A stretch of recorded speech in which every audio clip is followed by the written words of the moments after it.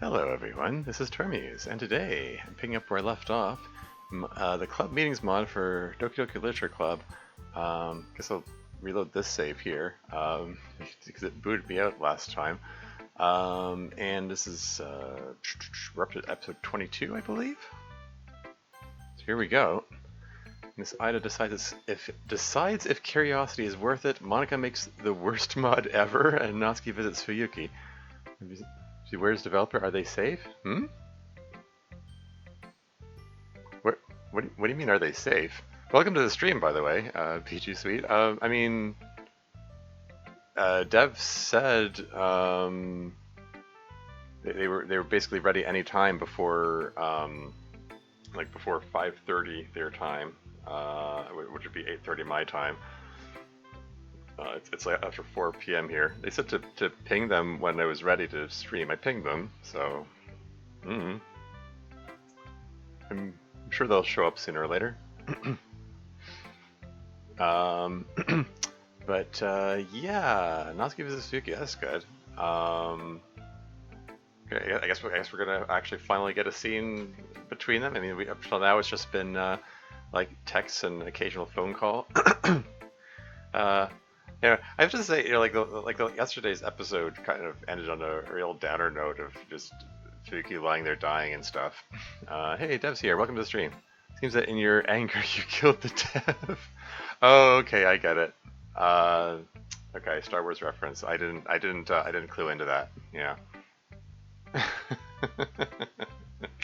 Okay, I'm glad somebody got the joke then.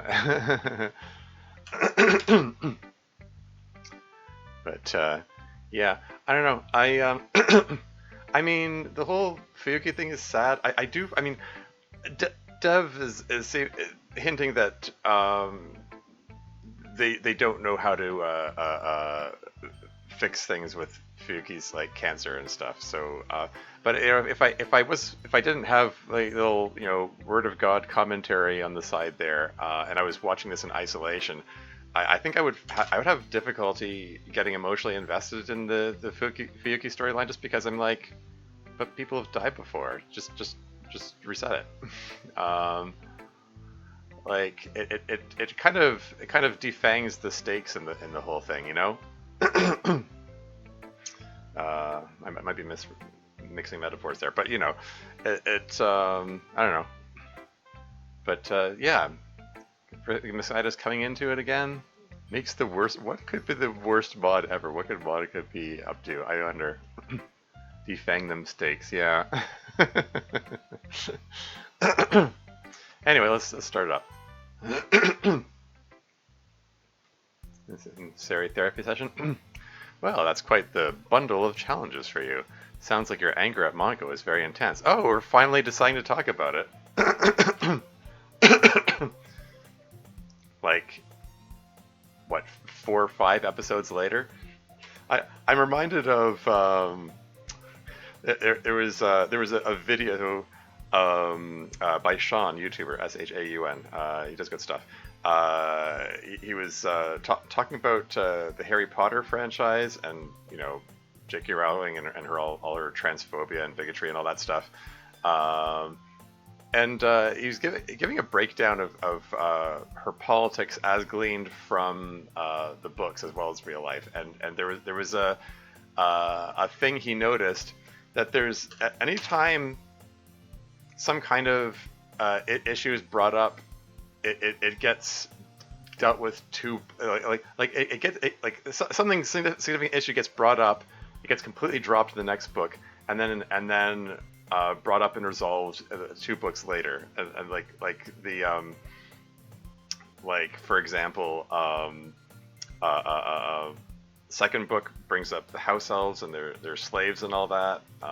Dobby the house elf, he gets freed at the end, but it still raises the issue that, whoa, you just introduced the concept that there's slavery in this world, in this the Harry Potter franchise world, and then episode 3 doesn't touch the subject at all. Are we worried about are we not worried about the fact that there's slaves here? And then she brings the subject, and you just know that tons of people wrote into Rowling to complain about that after book 3, and then so she deals with that in book 4 by saying, well, yes, slavery is still going, but they actually want to be slaves, so it's okay, according to Rowling, which, as Sean put it, she made a choice which I'm going to say was ill-advised. Because this is a really mild way of saying, um, justifying slavery in a children's book. But I don't know. I just sort of wonder if it's the same thing happening here that like 5 episodes later, people are saying, well, what about the therapy sessions? Did Sari ever even talk to the therapist about Monika and her issues with that? And then Dev is like, here you go. She's finally talking to him. See, based writing style, unbased author. Yeah. Very, very unbased. Anyway, moving on. Sounds like your anger at Monica is very intense. It was. And now, with your friend's sister having cancer, obviously it might feel a little strange for me to ask you about its impact on you, but how do you feel about that? It's a little hard to say, actually. It does feel weird to talk about it from my perspective. It seems kind of selfish.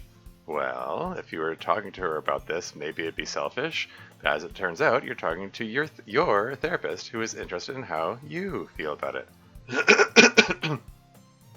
Yeah, fair point. No, this is the benefit of talking to therapists, having therapy. By the way, you can have a third person uninvolved in the whole situation that you can just talk about whatever and not worry about. But because like you're saying, yeah, if Sari was complaining about her problems with Fuyuki to Natsuki, that would be kind of bad. But having this third person who's uninvolved that you can talk to is a good thing. You can just vent about whatever. Anyway, moving on. Yeah, that makes sense. Well, basically, I'm sad for her, I guess, but I really don't feel that upset about it myself. I mean, I don't really know her sister. We've only met her once or twice, but I do feel bad that Natsuki feels bad. I know her sister's important to her. And because you feel like that, what do you think that means? Well, like I said, it feels selfish. It makes me feel like I'm kind of a bad person who's self-centered about her feelings. Kind of like what happened with Monika. How do you mean? Well, like, with Monika, I had all this unresolved pain and anger like we were talking about. Yes, because of that unspecified, really bad thing she did in the past you don't want to talk about. Here we go. There's your exposition explaining how much she's talked to him about it. We really should confront that whenever you're ready. Yeah, it's not really about me being ready or not, but anyway, yeah, I had all these feelings, and I just kind of like dumped them on her. Like, I took something she had already taken responsibility for and worked through, and I made it her problem again because I felt bad and hadn't dealt with it yet. Yeah. Epiphany for therapist one, yeah. But yeah, that's that's a good summary there. Took something she'd taken responsibility for and worked through and made it her problem again because I hadn't dealt with it yet. My throat is really rough at the moment. Like I think it gets roughest when I've been talking for a while. I mean, I did have an over 4-hour stream yesterday, and then the day before that, I was hanging out with a friend and talked to her for 4 hours then too. So like, my voice just hasn't had a chance to rest. I think that's affecting it. Sorry about that. I mean, I have to try to keep this stream under 4 hours anyway, because Dev said the Sari doesn't want to be 5150'd. 5150'd. I don't get it. I as a reference, I'm around all day. Oh, okay. No hard stop time for me. Oh, okay. Okay. You in 5150 equals involuntary commitment. Okay. Wait, is that a legal term? Are you bringing your work into chat again? Anyway, moving on. And so, yeah. And so here, are you dumping any feelings on Natsuki? And so, what's the sentence? And so here, are you dumping any feelings on Natsuki? Okay. Well, no, but you're worried you're being selfish. Yes. And how would you say that selfishness is manifested with regard to Natsuki? Well, I'm not sure it's manifested in any way Natsuki would know about. So how are you being selfish? Well, because I don't share all her sadness. I just feel kind of normal and okay. Okay. That's interesting. I think you were too honest with the therapist. Yeah. um, yeah, that's interesting. This is, I don't know. This is interesting. An interesting insight into Sayori's mind. Actually, she feels selfish because she doesn't feel sad enough. She feels like I should be. It's kind of funny. It's because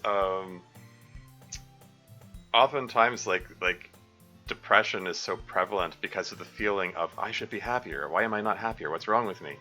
And it's typical serial, yeah. And here she's taking the other direction. And she's saying like, why don't I feel sadder? I should feel sadder in this. I'm so selfish, you know.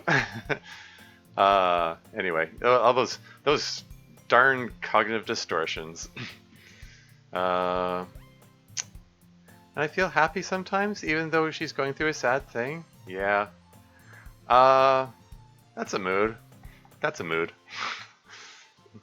That sounds more like you're feeling selfish rather than you're being selfish. Ooh, interesting distinction.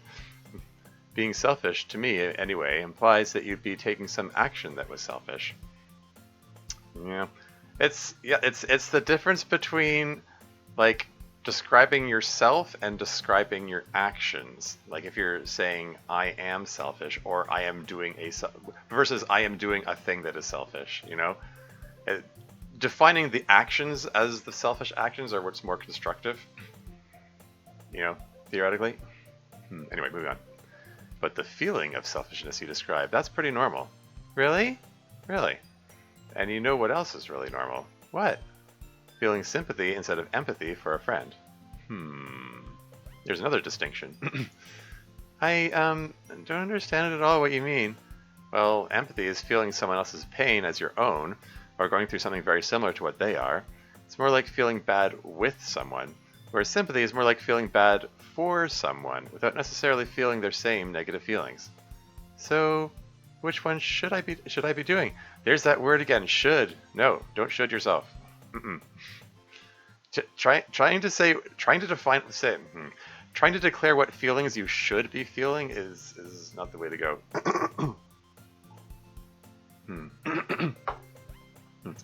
Well, there's no right one or wrong one. You need to empathize and sympathize in different situations. But the point for today is that just having sympathy without empathy is perfectly normal, and is, in fact, healthy for all concerned. If you empathize with everyone all the time, you'll get worn out very quickly. So I don't think you have much reason to think of yourself as selfish, other than that you're used to thinking of yourself that way. Yeah, I am. And it's okay to be selfish sometimes anyway. Everyone's selfish sometimes. I mean, even with your friend Monika and the way you lashed out at her, she did do something bad to you after all, even if it was a long time ago. So it wasn't like your action was out of nowhere. I guess not. That kind of makes sense. It's like, okay to be selfish sometimes. Of course. We're only human. As long as you keep it in check, it's just part of everyday experience. Well, Thanks, Doc. Another valuable lesson was learned. Well, it's easy when you have such an agreeable patient.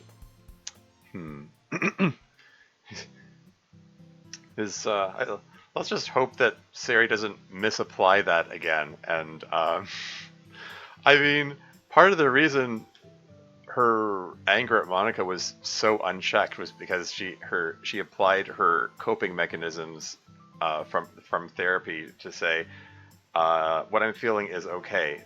Therefore, it was okay for me to lash out at Monika and make everybody uncomfortable. You know. So the therapist. I'm assuming the therapist is male. I think it was gender was mentioned at some point. Sarah learning how to care about herself. Yeah. Well, yeah. I mean, it's the trouble is like regulating it and like finding that happy place in the middle, because she went from uh,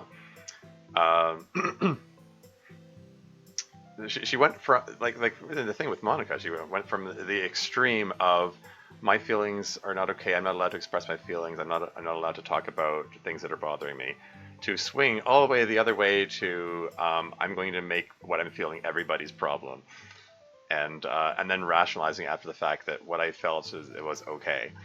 And she needs to find some place in the middle, and I'm slightly worried that she's going to take this lesson about selfishness and go too far with that too. She's like going from, I I must always give everything to everyone to I must keep everything for myself without having that happy middle ground. Anyway, we shall see. And Miss Ida's room, I guess. It's literature club day again. I need to think of how I can convince them to trust me.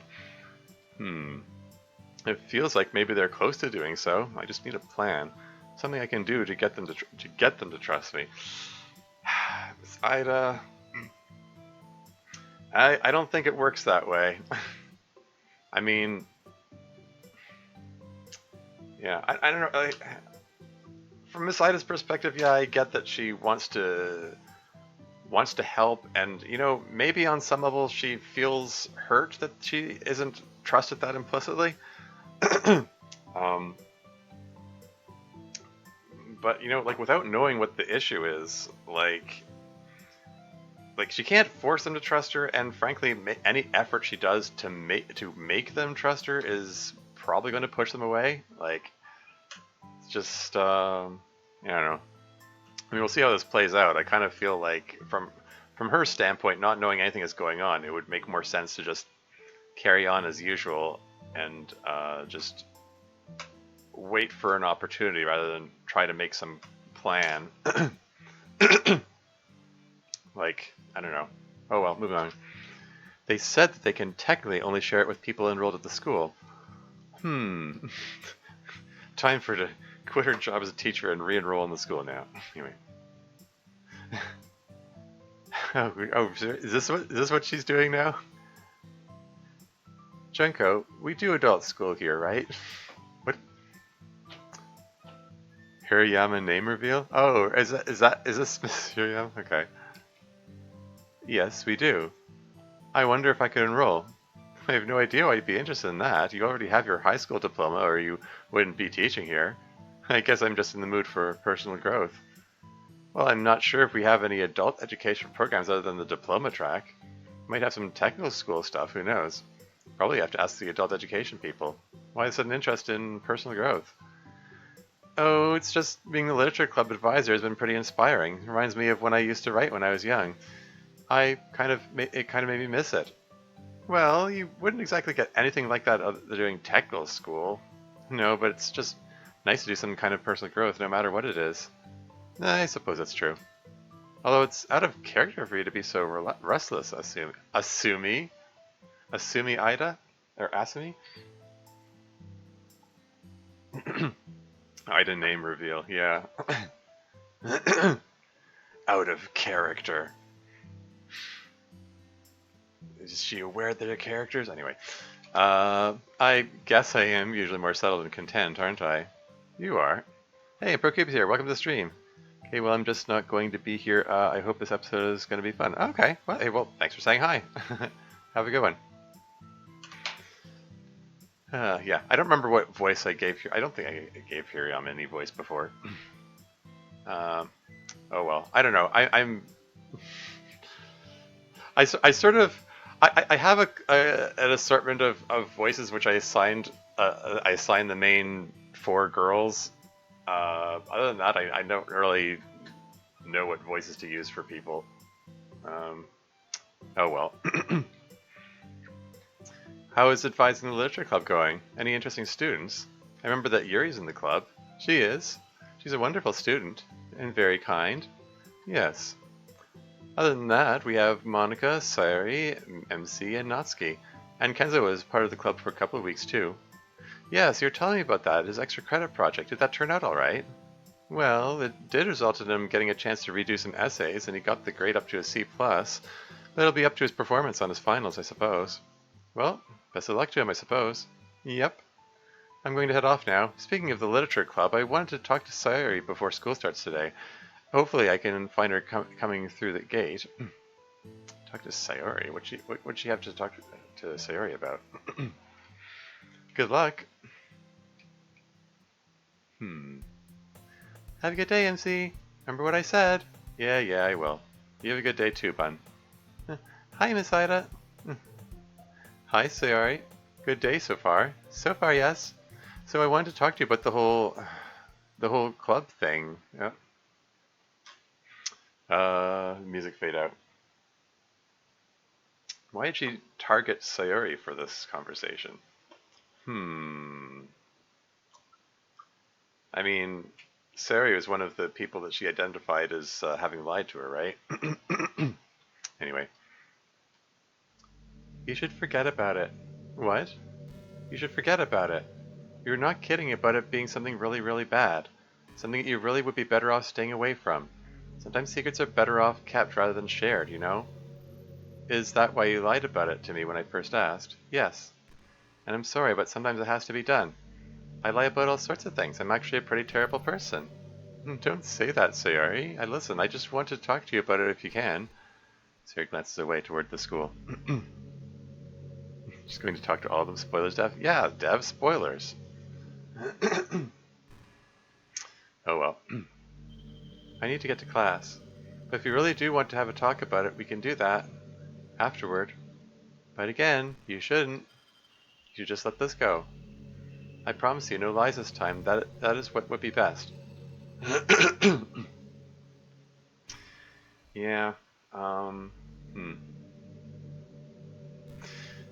I mean, like, Sayori, well, I mean, none of them really are going to tell Miss Ida anything without having the permission of the rest of the club. Like, it would be something that they'd all have to agree on. So, yeah, approaching them individually like this, I don't know if it's going to have any effect. Mind you, that they were also, she also attempted to bring it up when the whole club was there, so... yeah. Sarah's very good at getting people to not be interested in something. Ida would not survive a Lovecraft book. Yeah. So there's lots of positives in the mythos environment and lots of negatives, also positives. He goes, lots of science knowledge good with fire. Negatives would absolutely open the forbidden book. Haha, yeah. Yeah. Yeah, moving on. For everyone. I don't think I can let it go at this point, Sayori. To be honest with you, I have been overwhelmed with worry about you guys. You don't have to tell me what the big secret is or anything. I just want to talk. Well, alright then.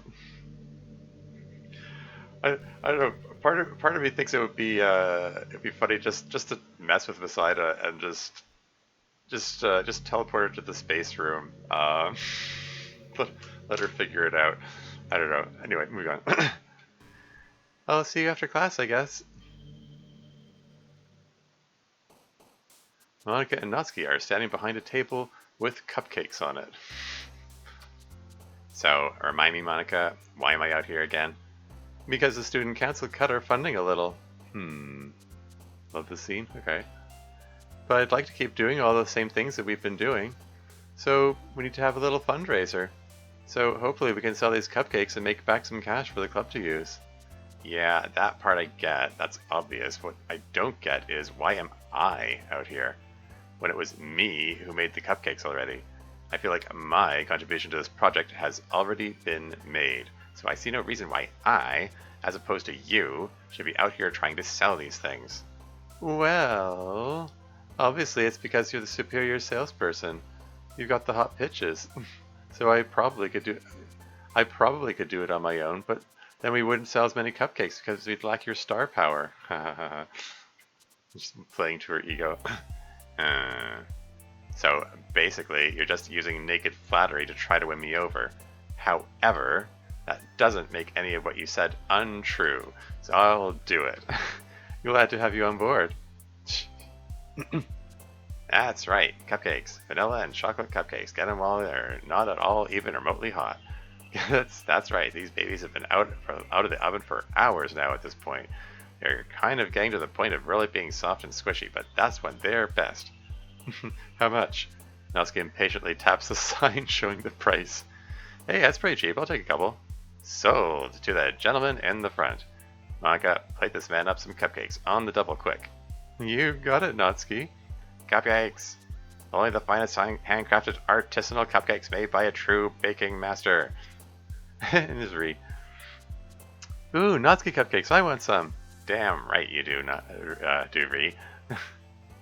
Excuse me, sir. We have some cupcakes here for sale and... darn. You're never going to move the units that way, Monika. Move units. Move units? Yeah, move units. Push product. Close the deal. I see. You gotta give it some pizzazz, some oomph, some showmanship. Natsuki climbs up on the table with the cupcakes. Come one, come all. Now is the time to partake of cupcakes, people. These prices are ridiculously low. Only a clerical error of astonishing incompetence could have resulted in cupcakes so delicious being so magnificently cheap. Natsuki's extremely loud yelling has actually attracted a small crowd, and a few start buying cupcakes. Cupcakes! Cupcakes!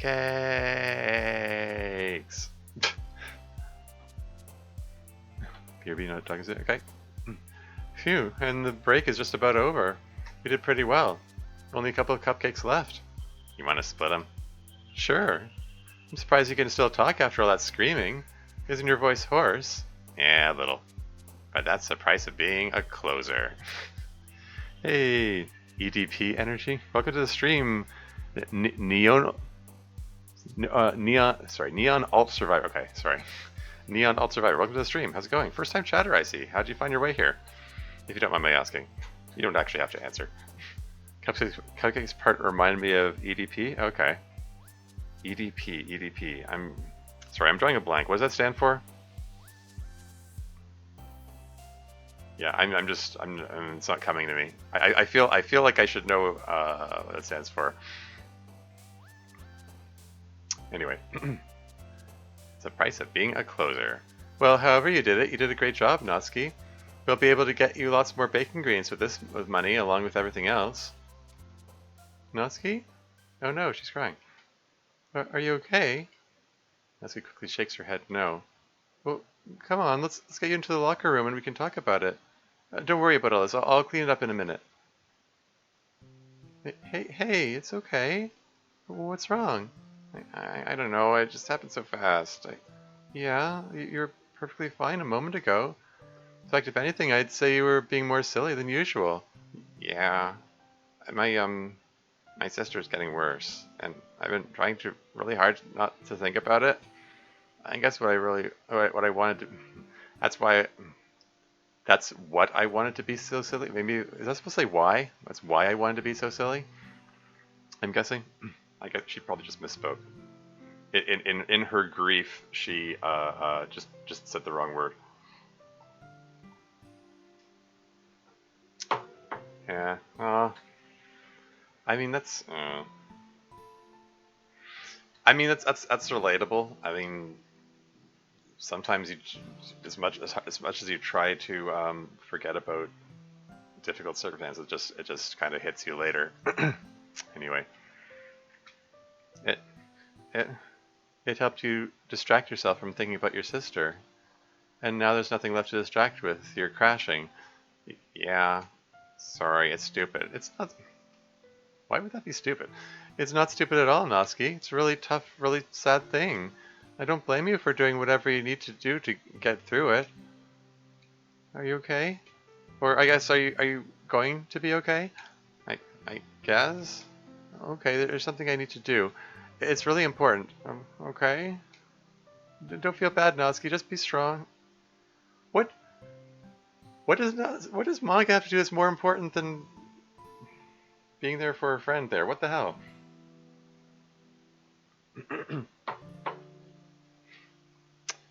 Yeah.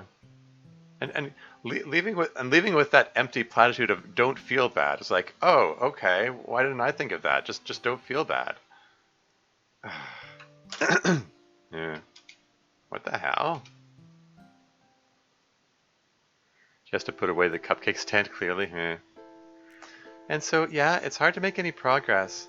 I understand the problem. MC is quite the gentleman, isn't he? Yeah, he is. Well, I wouldn't worry about it too much.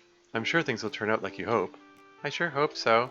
I wish I could just show him the inside of my mind so he could see how I really feel. Well, hey, maybe with the code there's some way to do that. Or just, I don't know. Maybe you can make your mod on that subject or something.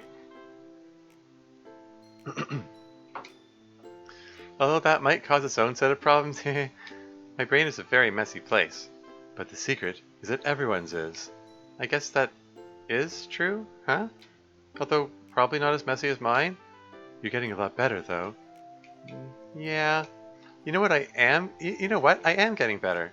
I am making progress and becoming a more positive person. Yeah. And I am only partly a disaster person with the terrible habits that still persist even when I'm working on myself. Very relatable. Relatable? Of course. I too am only partly a disaster person with terrible habits that still persist even while I'm working on myself. But you're so mature and, like, put together. I definitely seem that way, don't I? I mean, she's still self-harming, right? I mean, we haven't touched on that particular subplot in a while, but... Anyway. Music fade out. Is something ominous about to happen? Something dramatic? Anyway. And yet... Promise not to freak out. Yeah? She's better. Don't whip out the cut arm sprite. Just don't do it. Damn it. um.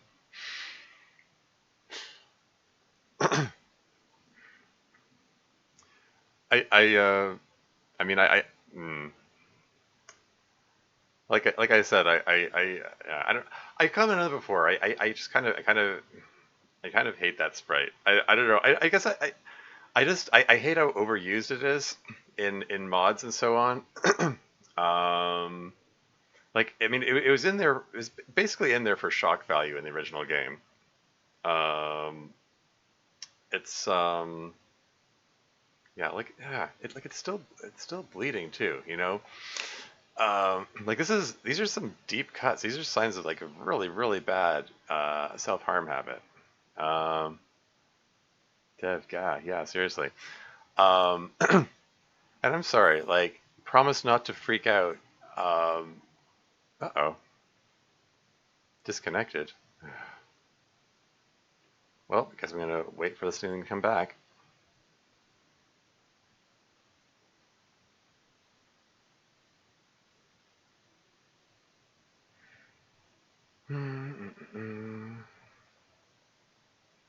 Reconnection successful? Are we back on again? Check, check. Can anyone hear me? It seems I was having some technical difficulties. Hello, hello again. Yes. I'm sorry. My software, yeah, died for a bit there. Yeah, I don't know. My software does this every once in a while. There seems to be no pattern. I have no idea. It just cuts out and then it comes back on again after a few seconds. It hasn't done that in a while. Weird. Anyway. But yeah, like the promise not to freak out, that's not much of a warning. Like, Yuri, you're going to whip that out. You could have given a little bit more of a warning than that.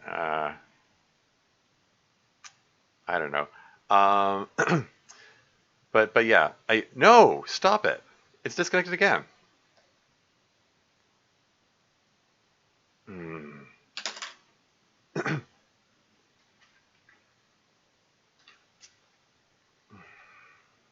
I'm just going to wait for it.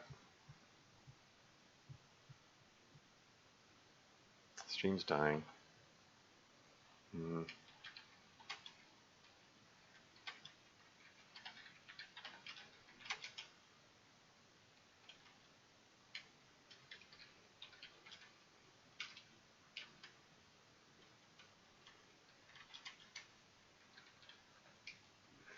Check, check. Are we back on again? I don't know why it's doing this. It's been pretty good lately. Yes, welcome back. Okay. Anyway, what was I saying? Yeah.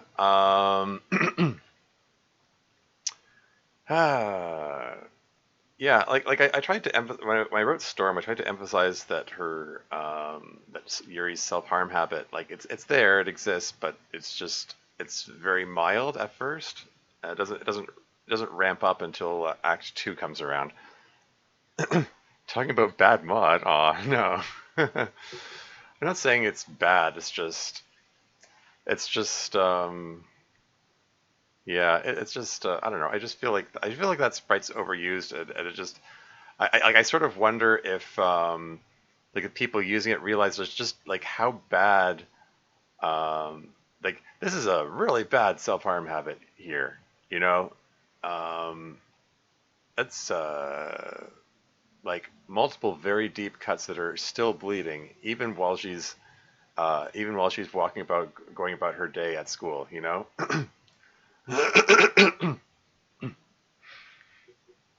uh, why do you love the sprite? uh, I don't know. Anyway, moving on. Well, oh, you're cutting. I never thought that was a very big thing, to be honest. Well, yikes. I mean, yeah, it's probably not healthy, and it would make us feel better if you didn't, but you don't hurt anyone else with it. That is pretty recent, though, isn't it? Yeah, I cut before I came up here. I've been doing it a lot the last couple of weeks, but that's normal. Well, I mean, maybe it's your normal. I mean, I don't believe in normal, but Sarah's kind of effed up. Yeah, I mean,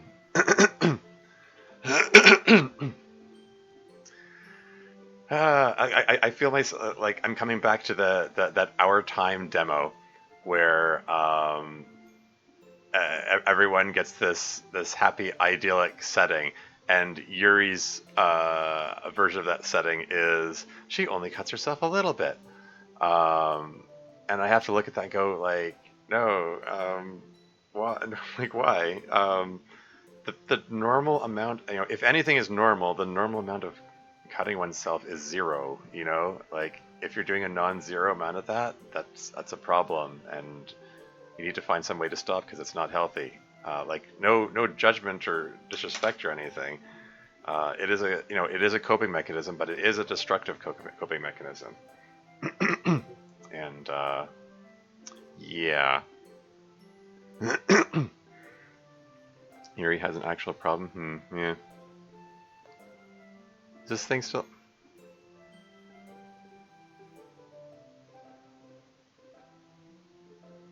Check, check.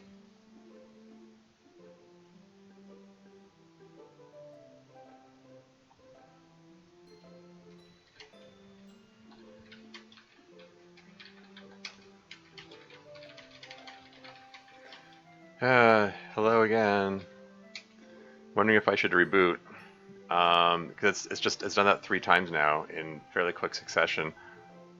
Hello, indeed. Like this was perfectly fine yesterday. I went 4 hours, no problem. Um, it's worked fine the past bunch of streams, and now it's done it 3 times in this one sitting. It's just obnoxious because if I do like take some time to reboot or whatever, I have to I'm gonna have to take extra time to like splice bits of recordings together, and it's a big headache all around.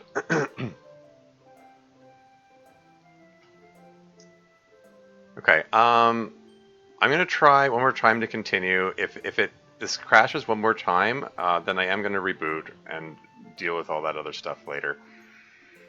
Okay. Yeah. But yeah, normal. I don't know, Yuri. Sometimes I do it often, and sometimes not at all. I'm not really sure why or what causes the cycle. It's kind of weird. Well, you should at least make sure you properly bind everything up afterwards. What would Natsuki say? She would I just had that look there. She probably would not be happy. Then she would feel awkward about being mad about something relating to one's mental health. Then she would panic while trying not to show it and frantically try to change the mood to something more lighthearted. Yeah, that sounds pretty much right. So, why do you cut anyway? Uh, Another question is, why did she feel the need to show it to Sayori here? I kind of wonder if is this something that's been on Yuri's mind, or she just wanted to. Did she just wanted to show her up and say, "Aha, you think you got problems? Check this out." you know, um, I don't know. It just Anyway, moving on. Why do you cut anyway? I mean, I got your whole poem about it, but I don't get why you would want to do that. Doesn't it hurt? Well, yes, it hurts. That's part of the point. Honestly, I'm a little hesitant to talk to you about it. Well, this is a terrible habit, one that is not good to have. Yeah. Which, incidentally, I mean, I've said in the past before um,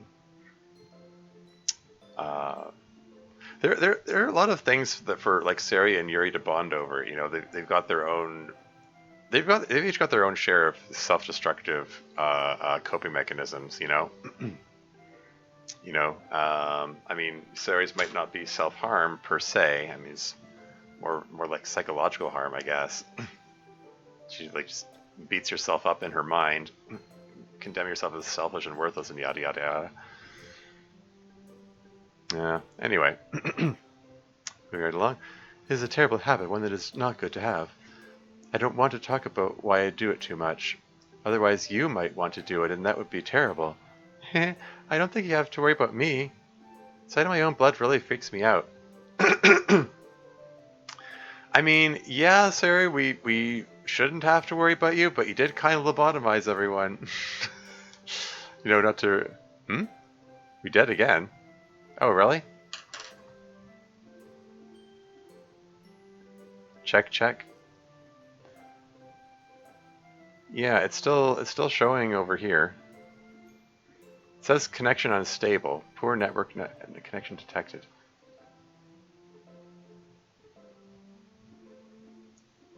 Okay, now it's back to saying connection strength excellent. I mean, it was excellent most of the time. It fluctuated down to unstable, and then it came back up again. But there's no interruption on my end. It looks like it continued. The session length is still displaying as uninterrupted. Okay, well, okay.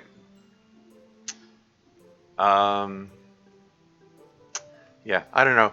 I mean, I do think they can stand to learn a lot from each other, quite frankly. But you need to figure out a way to do it constructively. Anyway, moving on.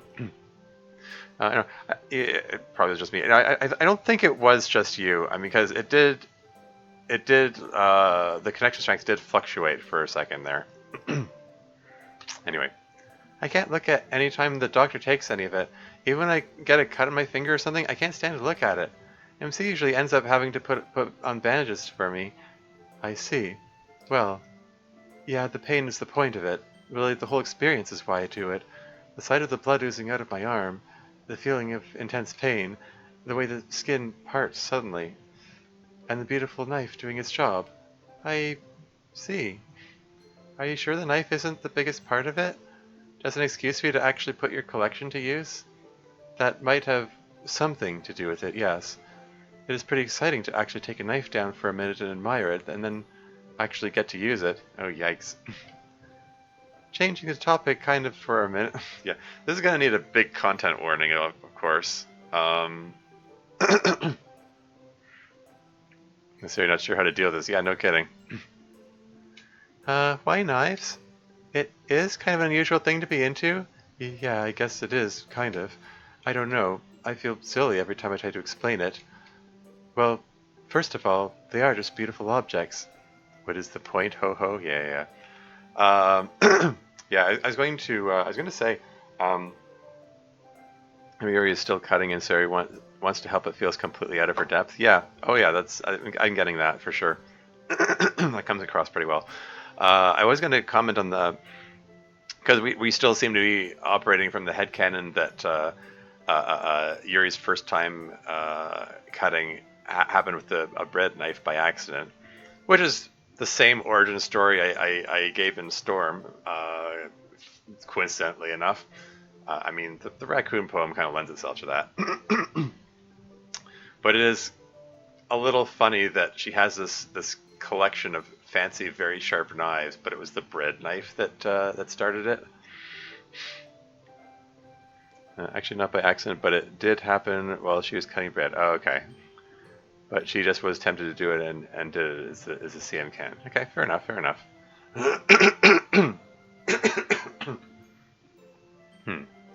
Just beautiful objects. The handle is usually a work of art in its own right, and they can be done in so many different ways. Stylized wood with intricate patterns, stained metal, or just a simple functional grip.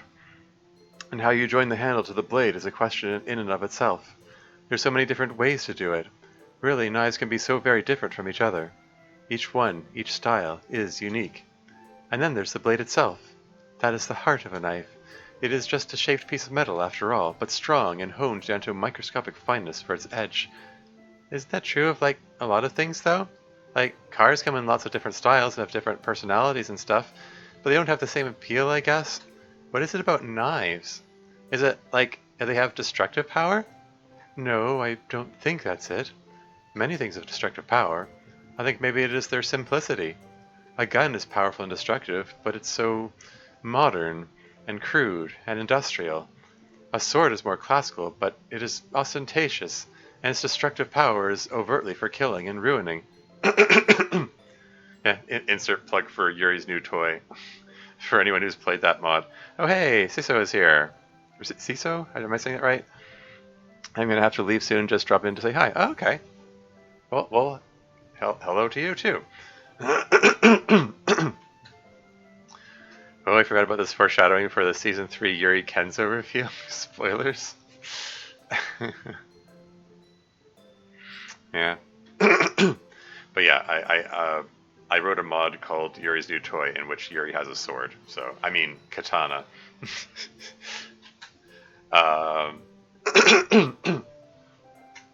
Moving right along. Knives are different. They are more subtle and small. They can be carried around, and they're not necessarily weapons, just beautiful tools. A knife is there to do all sorts of things.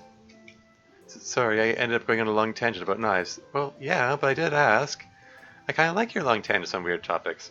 Kind of makes me feel like I'm smarter after you're done talking.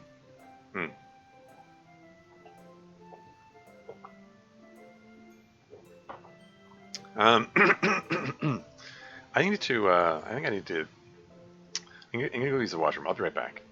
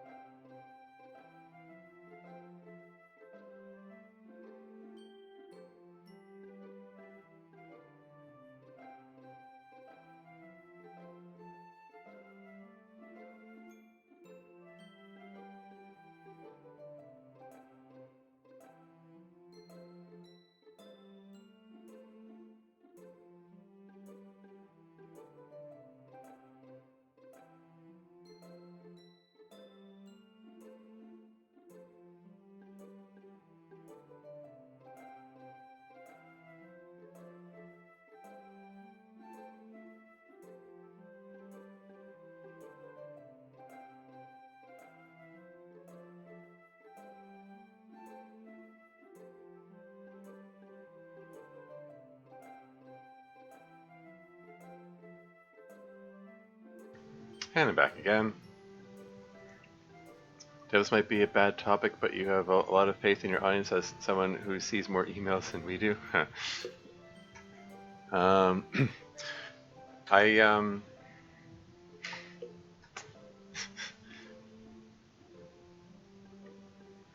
yeah, I mean, true, yeah.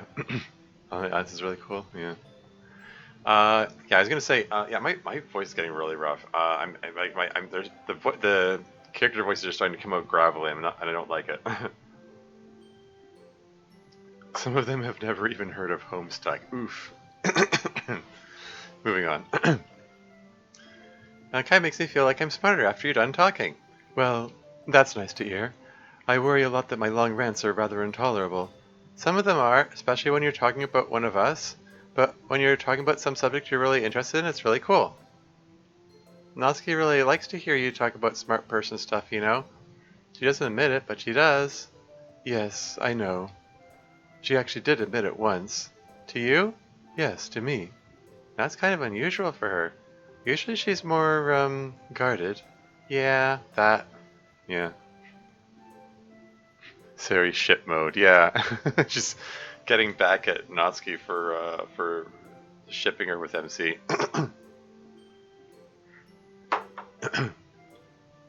Well, depending on your perspective, getting back at her or returning the favor?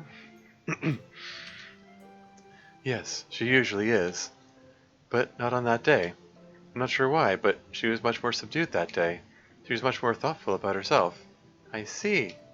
You know, whatever that word is where you're thinking about yourself and your own mind and feelings. I think I understand the idea you're going for. Just can't remember the word for it. Oh, Yuri can't remember the word? Okay? I forget I said anything. Okay, that I can do. Really easily. Any plans with MC today? Sorry, what word is she going for there? Where you're thinking about yourself and your own mind and feelings? Are we returning to the selfish theme? Or,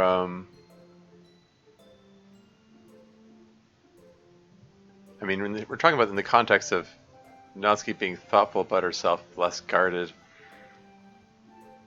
I don't know. And moving on. Oh, introspection. Okay, I get it. You're deliberately trying to introspection bait Sayori. Okay, I get it now. Any plans with MC today? Not today, no. But tomorrow we're going to go grocery shopping together. And we've never done that before, so I'm really looking forward to it. How lovely. Although, don't your families usually do grocery shopping? Yeah. But we're going to try to cook something together, so... that could be fun. Class time! See you at club? Yes, of course. Yay! I don't know what to say. Like, I should be glad, I guess. I don't know. Okay, so Natsuki's back talking to Monika again. What happened at the end of that last scene where, like, Monika just very suddenly ran away? And now they're back talking to each other again. Are we going to find out what happened with that? Like, I almost partially wonder if Monika was feeling self-conscious about the player watching her or something. Stay tuned to club meetings to find out. Yeah, I know. To be honest, Monika, it sounds kind of insane, and I don't really believe it. No offense. None taken, I guess. It is kind of insane, and I know it's a lot to take in, but honestly, I really couldn't bear it. We have had more than enough... Oh, hi, girls. Hi, Miss Ida. You don't look thrilled today. Am I bothering you? Is the whole thing with me prying into club secrets getting more annoying than usual? No, it's not you. Things are just weird in general. I see. I take it it's a bad time to pry more into club secrets. I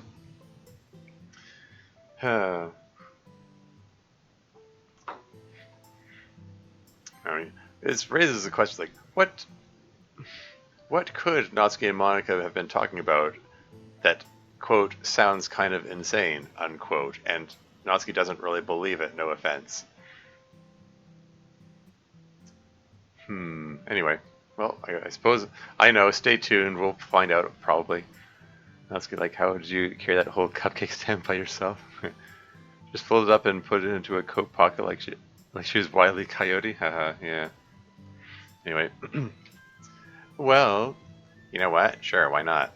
Jay's already way past his weirdness quota. Let's get it weirder. Well, Teach, what's the prying you want to do? It's not really. It's really not prying. I was just joking mostly. I just wanted to ask something. Sayori talked to me earlier today. She gonna try to get some manipulative angle in here? And she told me that the thing I'm curious about isn't worth knowing, because it's just too much or something. And I was wondering what your opinion was on that. Is it really something where the knowledge isn't worth it? Assume she capture-logged it? Monika's inventory system is beyond your comprehension. Yeah. Or she has one of those one of those game systems where like you click on the item to pick it up, but if you don't actually put it in your inventory yet, you can still walk around with it, and it doesn't count towards your inventory capacity. So you like get an extra item to carry around. You can think of a couple of games like that. Anyway. Well, I'd have to say it's not worth it. If I could go back to the way things used to be, I would, in a heartbeat. Wait, you would go back? Even with... Yes, I would. I mean, I know what you're thinking. I'm thinking that there's some positive aspect to whatever it is. Yes, there is. And it would be hard to knowingly give that up. But still, I'd have a hard time saying I'm happier now than I was before. It's interesting, interesting bit of introspection from Monika. Things were a lot simpler, and I felt like I knew more about who I was. I feel sorry if, well, let's just say I'd be sorry to go back, but I probably still would. And what about you, Natsuki? Would you go back to the way things were if you could? I mean, that's kind of been the whole thing for this entire series so far, right? I mean, like, going back to Natsuki randomly crying in one of the early first season episodes because of existential angst. Anyway. Honestly, yes. I mean, there are lots of good things about the way things turned out, but in the end, Monika's right. It's just a little much to deal with. I know that might not make sense to you, Miss Ida. You don't know what it is after all, but trust me, it's a lot of mental trouble. I see.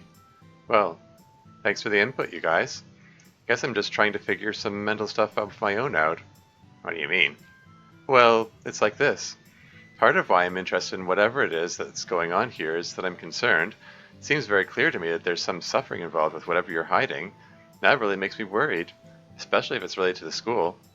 I'd kind of feel like I'm not doing my job as a teacher if I just let it be. I guess I feel a bit of a duty to find out what it is and evaluate if you'll be alright. Even though we've already said we'd be alright.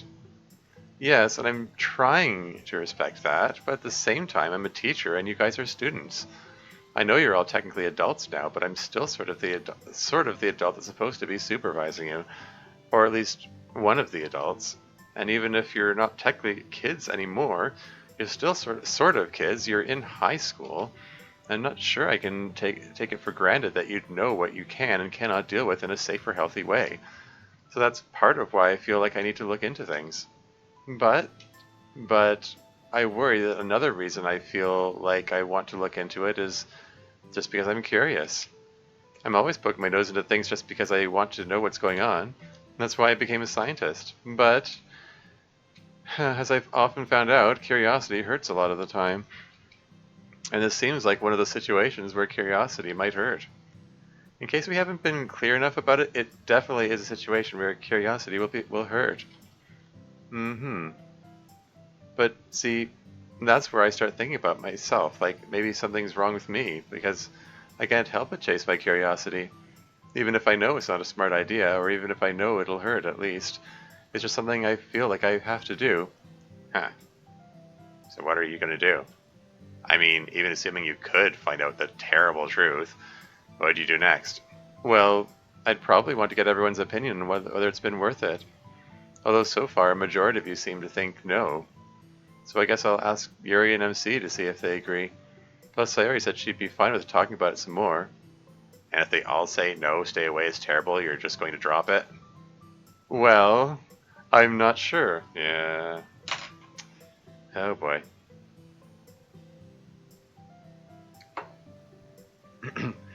I mean, it would that would be a difficult thing to drop. If everyone is saying no, this is terrible. This is a terrible secret. You cannot know it. Um, it's yeah. I don't know. I mean, I'm a pretty curious person myself, so I would probably have a hard time dropping it too. Anyway, maybe, but I'd definitely be more likely to drop it if everyone agrees it's been for the worst. The unanimous opinion of such a variable group of high schoolers might be enough to dissuade me. Maybe we'll see. Maybe. I'll leave you guys alone for now, and I'll see you at club time. Bye. So now we text the others and tell them to warn her off, right? No. No? Why not? They can make their own determinations without my input. Plus, that's not part of the plan. Plan? The plan? Why do you have to be so freaky all the time? Because I'm the central locus of changes in this completely artificial simulated universe. Okay, but, like, other than that...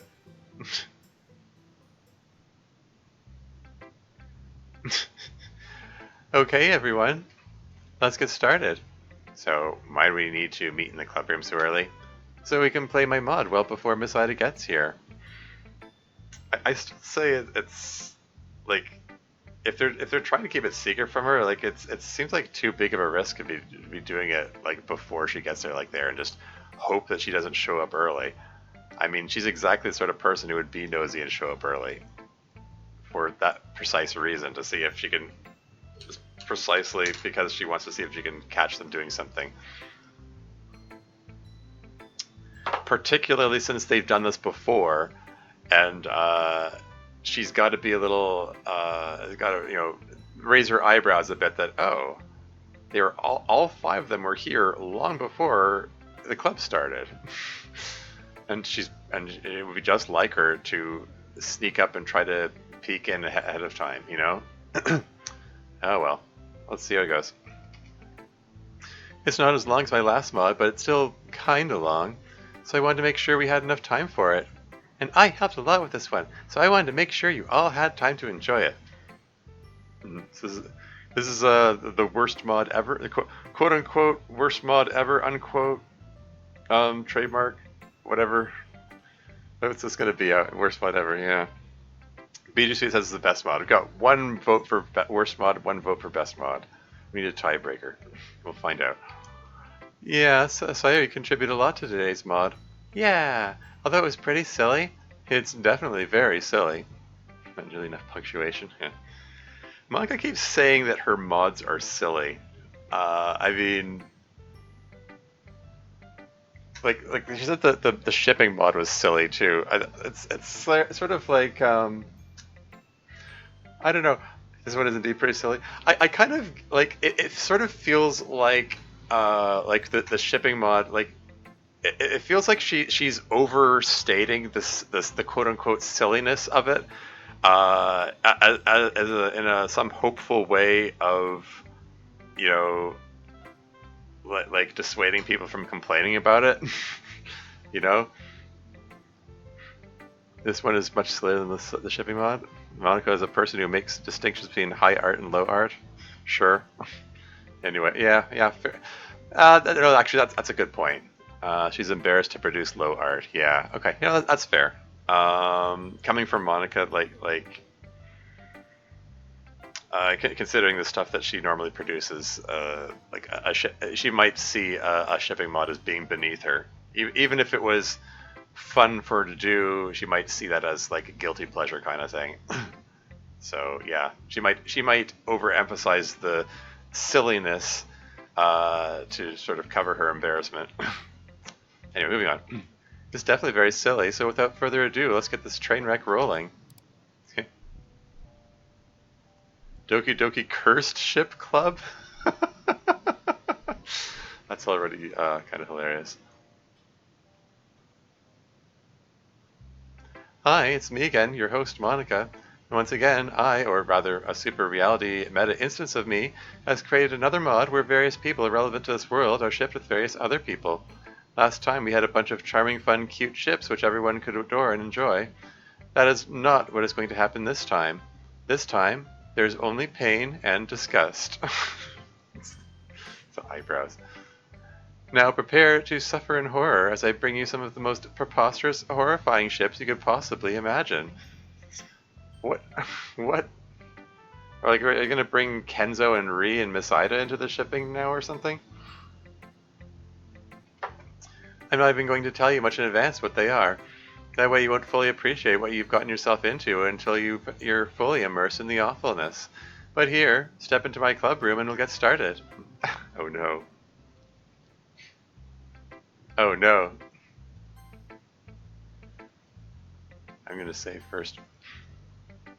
Just pick one of these horrible options and think about the life choices that brought you to this place. Innocent Natsuri ship, we demand more player ships? The harem ending? Or this is a meta reference? Okay, I mean, I guess I'm assuming I'm going to get to go through all of them, so let's go through them from top to bottom, I guess. Let's start with the Innocent Natsuri ship. Or should we save Natsuri for last? Should we save the best for last? Let's go with Natsuri. And what could be wrong with this wonderful ship, right? You get to do all of them, yeah. Just two great club members getting along fantastically. Nothing could be wrong with that. Good air, welcome to the stream. Amazing ship mod in every way, yeah. Or could it? Dun dun dun. Dun dun dun. Anyway. Bro. This park is epic pog. But don't think that this earns you any kind of points with me. Or means I like you, stupid. You and I have been dating for 10 months. What? You think that just because we've been dating for so long means that I like you? I've been here for a while, just slightly observing. Yeah, fair enough. Just because we celebrate our 9-month anniversary with a romantic city restaurant date. Sorry, 9-month anniversary. I mean, anniversary has annum built into it. It means 1 year. So like it's fun. It's a little funny when people celebrate like month anniversaries. It's sort of a contradiction in terms. Anyway, at which I got you that one necklace you always wear, and just because we spend our free time talking whimsically about where we'll live and when we get married, do you think any of that means I like you? What a baka you are. What an absolute baka of a unit. So, does this mean you don't like me?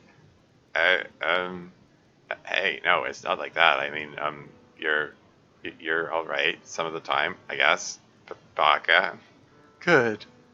Because I would do anything for my lovely Natsuki. Uh-oh. So, so this is the cursed ship in this case is like a flanderized Tsundere Natsuki with Act 2 Yuri. Oh boy. Okay. If you were cold, I would peel my skin off to make a tent and blanket for you.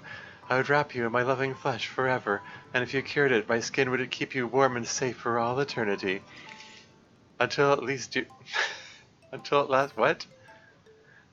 last you'll be buried and rotten, and we would be united commingling for ages untold until the pillars of the war... Okay, yeah, cool story, Yuri. So anyway, yeah, good choice in coming to the park. Also, flanderized gremlin gamer Natsuki, yeah. This is just their normal characterizations, haha, yeah. So yeah, good choice coming to the park. It's a pretty fun place for a date, actually, even though I don't usually like to go outside because of what a hardcore, true gamer I am. No. Natsuki stops and stares directly into the camera. She briefly consults a cue card and then continues. That's why, when I game, I always game with a bottle of Super Pro energy beverage. Gives me the gamer fuel I need to score epic pones. For your next gaming session, don't be cringe, be pro with Super Pro energy beverage. How much are they paying you per sponsor call out? Which mod is this again, though? This is Monika's cursed ship mod. Oh yeah, okay. Club meetings, yes. The mod within the mod. Hey, Lord Cassera, welcome to the stream.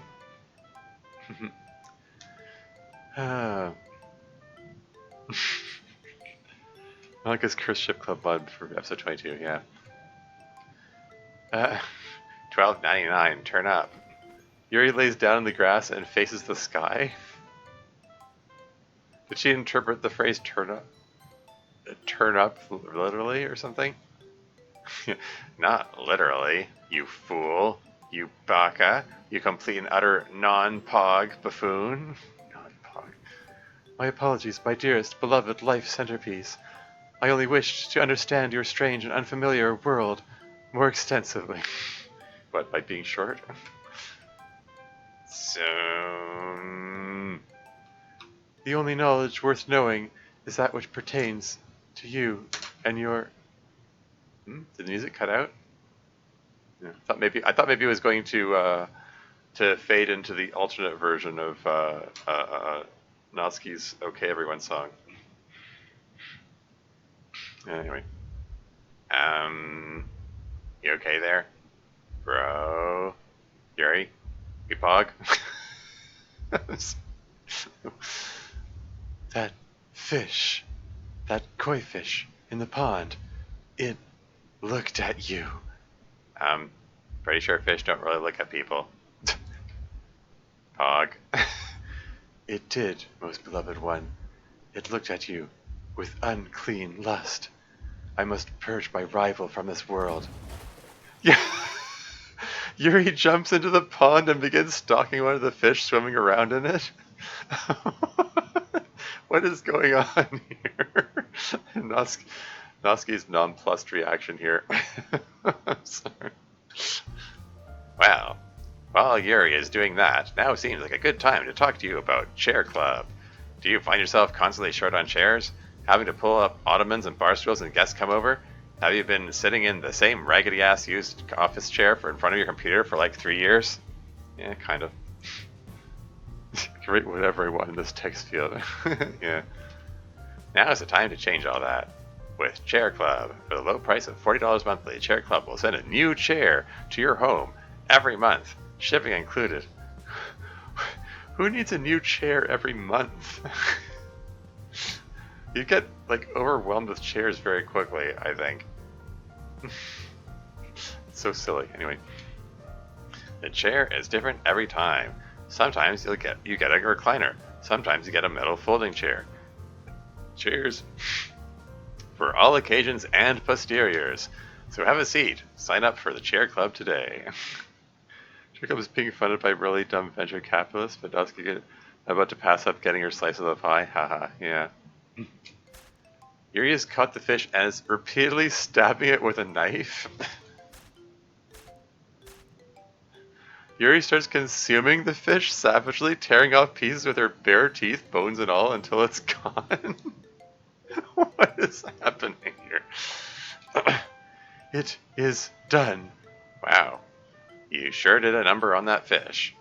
That's what I like to call a pro gamer move. Pog. It was actually kind of romantic.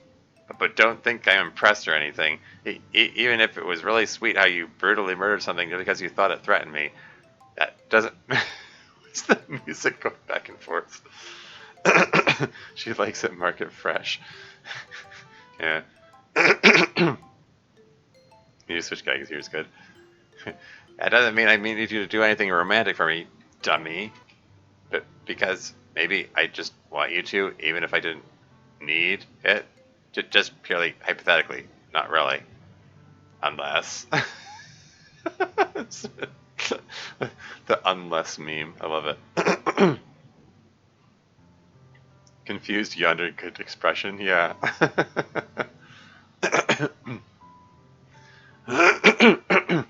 A while back before the MPT came along, somebody had a Yuri sprite sheet where it was like every single one of her expressions with the dot mouth like this. It was kind of funny. I looked for that sprite sheet later and I couldn't find it. I don't know if maybe they deleted their account or something. I don't know. Anyway. I must confess, dearest love, that of late your dipersonal tendencies have grown ever more complex and stochastic. But that is as well, for it only excavates further those wondrous depths of your being of which I so adore the peregrination. Peregrination? Peregrination? I guess it's talking about exploration? I feel like I need to double check that. Nation. A journey, especially along or meandering one. Yeah, there you go. So yeah, exploration, like I thought.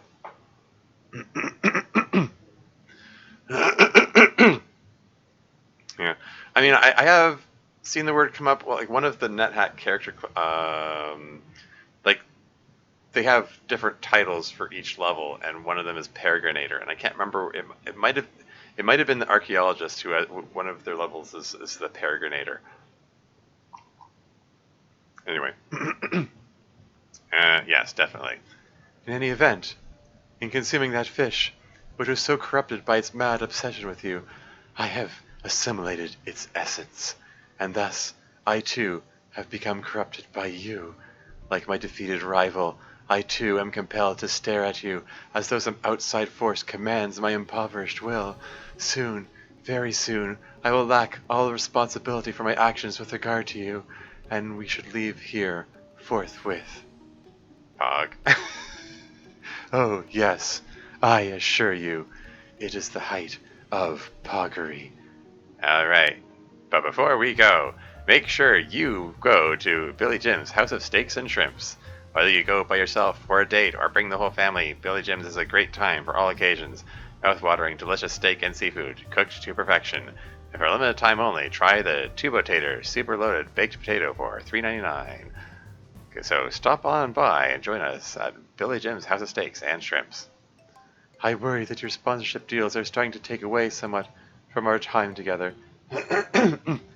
Hey, you're live enough. Welcome to the stream. How's it going? The height of poggery is the most I have made myself laugh in this mod. It's a good line.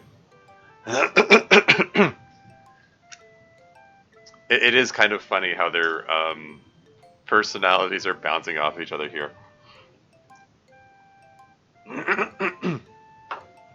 I'm just imagining like Natsuki being this full-time like gamer streamer girl, and she's like got her cell phone on a selfie stick and just recording or just live streaming her date this whole time. Can I unplug the TV, breaking it again? Whoops. Oh dear. Anyway, moving on. Yeah, I guess it kind of is. But houses aren't cheap, and I've actually been making a good bit of money off of these. So, it's for a good cause. You're blushing. Pretty soon, I think we'll have enough for an actual house, and then we can live together. Hug. It sure is, Yuri. It sure is. God, that was horrifying. People really are more than just characters of themselves at their most extreme, aren't they? that ominous pause.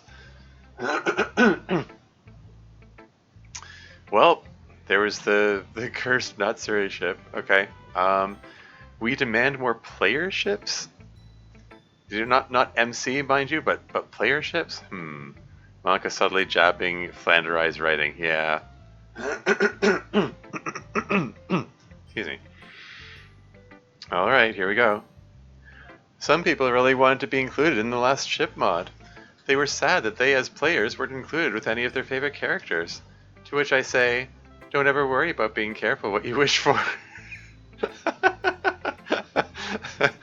I'm sorry, that's funny because I was completely anticipating her to say, like, careful what you wish for, so... Anyway. Wish haphazardly and don't wish haphazardly and don't sweat the consequences. This is guaranteed never to backfire, as we will now see. Uh-oh. I'm afraid now. Ah, there you are. I've been waiting for I don't know what voice to use. I've been waiting for you for such a long time. All this time spent around each other, never acknowledging each other. But that's okay.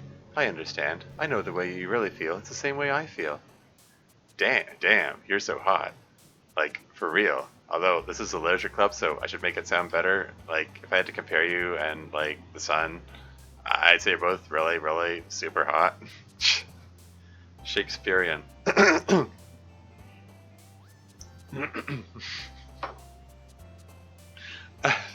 Sorry. Oh, Kenzo, you charmer, indeed.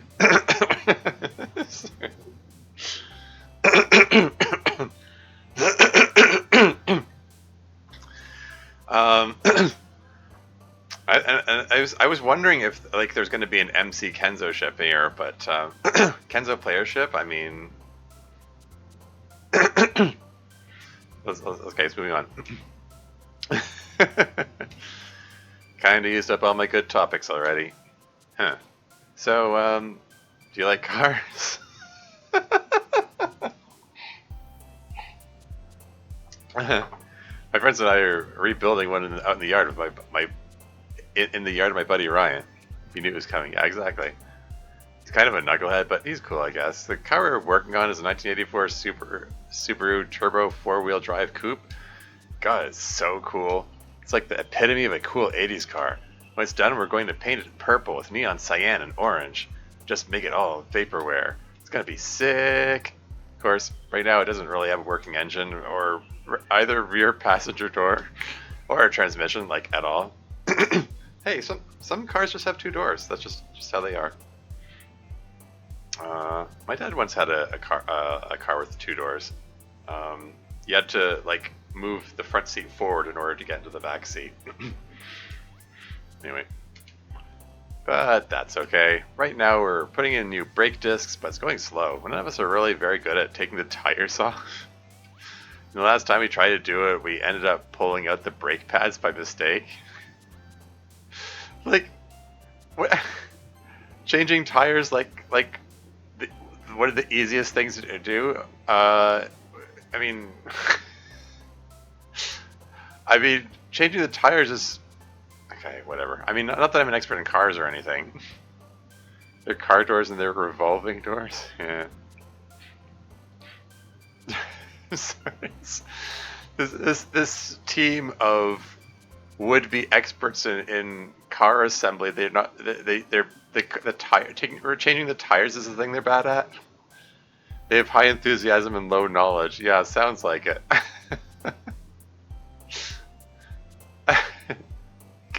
Like the engine doesn't work. It doesn't have transmission. Like, what are they doing?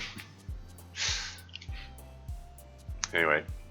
So we had to get some new ones. Not that it really matters. I mean, really the brake pads won't be needed at all until the engine starts, of course. Calling it car doors makes me imagine a comically deformed car with normal doors instead of car doors. Yeah, that actually would be pretty funny. But it still felt important, and we thought we might as well do it while we're putting in the new discs. So next step after that, time jump, and he's still going on about it, even though he knows nothing about it. And so you get the Blu-ray kind, and they tend to work best. Obviously, that part would be a lot easier if you had a working drill, but whatever. Working drill. So anyway, once we get that done, we're going to take a look at the transmission issues. Could just get a replacement one, but those are hard to find mint. So we figure we'll get a mostly working one from an existing junked car and repair it ourselves. Oh no. Repair it ourselves? Oh no. The main parts we're worried about for that are that suddenly someone throws a chair at Kenzo and he hurtles out of the space room into the infinite void. What?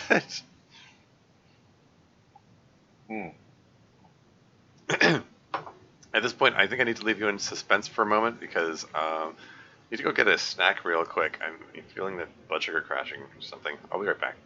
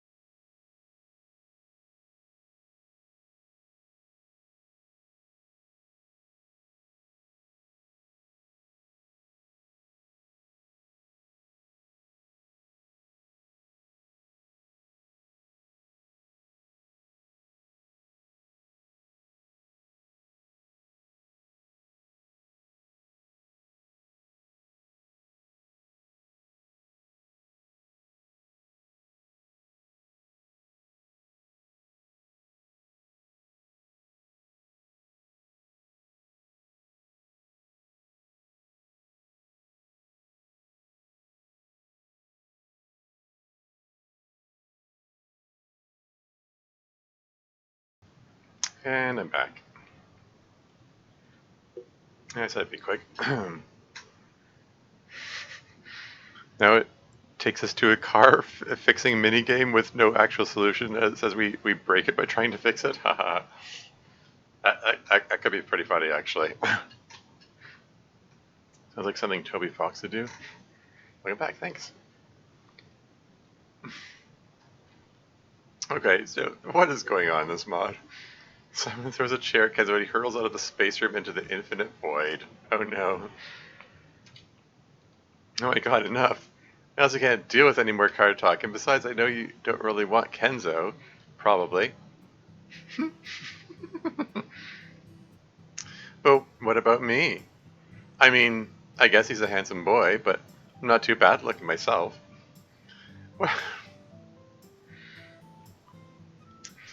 Imagine if the real Miss Ida walked in at this moment. This would be awkward to explain. It's, I'm sorry, I'm just, well, this is exactly what it looks like, Miss Ida. Yeah. I'm sorry. I just, I don't know how I feel about this. I mean, the whole notion of, yeah, I know that the club is just having fun and just you know, as Monika says, making a really silly mod. But they're bringing in characters that they know from their real life who are not part of the or not in their inner circle, so to speak. Well, anyway, see where this goes. I mean, I guess he's a handsome boy, but I'm not too bad looking myself. Yeah. And honestly, you probably can't stand the way he goes on and on about his very specific special interest like that. She called it a special interest. Implying that Kenzo's neurodivergent, perhaps? Plus, I have a few things going for me that all these high school students don't. Oh? I can offer you a lot more. Oh? Oh? I never do that in several dozen lines. Yeah. Is that let me talk about pyrotechnics for the next few seconds?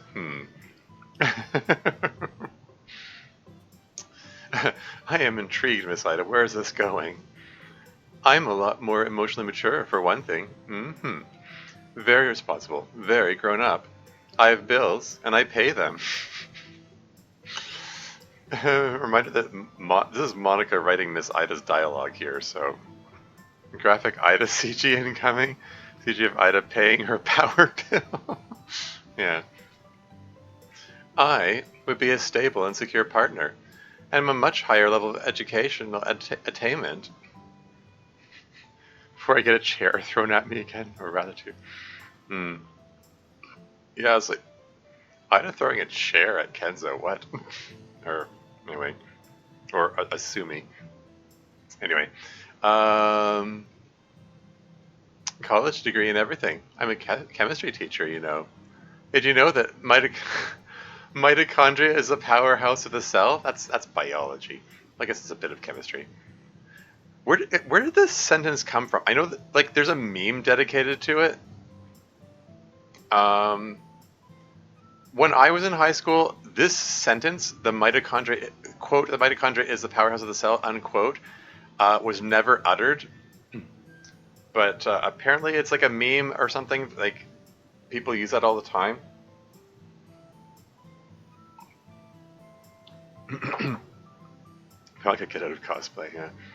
The mitochondria. Oh. Yeah. Well. Yeah. I mean, mitochondria, I believe, is plural of mitochondrium. It's. I mean, they're typically in the plural because they're like don't know if you can estimate, like there are hundreds of them per cell or something like that, or however many of them there are per cell. And yeah, they generate energy for the cell. They metabolize adenosine triphosphate, yada yada yada. Don't get me started about adenosine triphosphate. I think it's really cool because I'm a chemist, not a biologist. Yeah. Is she going to talk about adenosine triphosphate? Anyway, the mitochondria is a powerhouse of the cell. Just kidding, it's biology, of course. But chemistry is a very fascinating subject. I remember when I was learning chemistry in high school. That's a missed opportunity for her to talk about adenosine triphosphate. Hi, I want to offer promotion of your channel. Yada yada. Okay, this is obviously a bot. Like what? Doge hype? I'm sorry. Okay. I'll just. I mean, I'm sorry.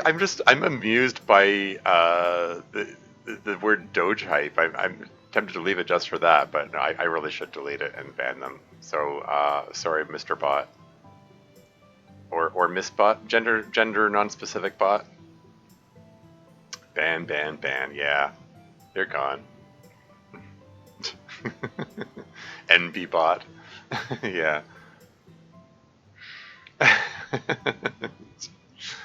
Anyway, yeah, I don't know. Yeah, adenosine triphosphate or ATP. It's the miracle power source that is basically used by all living things. It breaks down in a predictable pattern, and your body's able to reconstitute it as long as it has enough oxygen, which is why you need oxygen all the time, by the way. Your whole respiratory and circulatory system is dedicated to getting oxygen to all of your cells. I mean, among other things. But yeah, it's like I just think it's really cool because it's this miracle substance that is totally recyclable and produces very efficient amounts of energy.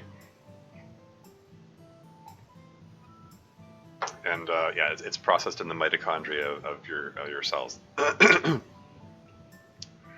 misjudge the automated scammer here. Wait, this man has free viewers. This implies that you should pay us for watching? What? Run the ad realtors for chair club. Yeah. Yeah. Well, I mean, I don't have affiliate status, so I don't have that option of running ads. I mean, oh hey, I just noticed there's a button here that says run 1 minute ad break. Can I do that? Is that a thing I can do? Do I get revenue if I do that? I just noticed the run 1 minute ad break option on my control panel here for the first time. I'm like, I'm morbidly curious to know what happens if I push this button. I think you do have to be affiliate for that? Yeah. I get no ads in Russia? Ha. Yeah. Well, lucky you, I suppose. I don't know. Do you think I should push the button? Should I try it? I'm afraid.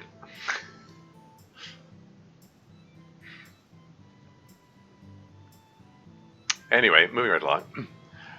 I remember when I was learning chemistry and do it? I'm getting 1 vote for do it. So curiosity is often disappointing and painful. Yeah. I'm gonna push it. It says 1 minute. Okay. I should, if I'm gonna push it, I should wait until until I need to get up to use the washroom or something. I'm gonna wait until an appropriate moment to run the ad break.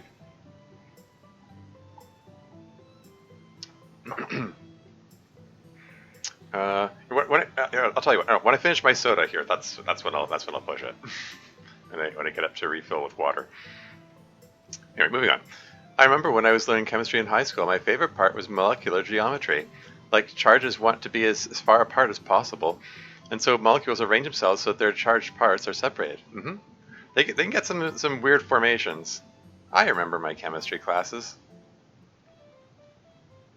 That's where you get cis molecules and trans molecules. Uh, like like the there are molecules which have they have the same chemical structure, but they're oriented like whether they're oriented so that the like one branch is on the same side or the other side of the molecule changes the properties of the substance, even though it has the exact same components. Uh, and which incidentally, um, and it's funny because like I learned those terms cis and trans from chemistry class, and it amused me greatly when I learned later on that like cis and trans are also used for gender, because it's like haha, I remember that from my organic nomenclature class, you know.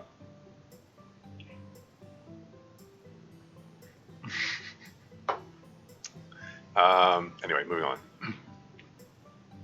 For instance, carbon dioxide, CO2, has a carbon in the middle and the two oxygens on either side, but it can get really complicated once you move into 3 dimensions.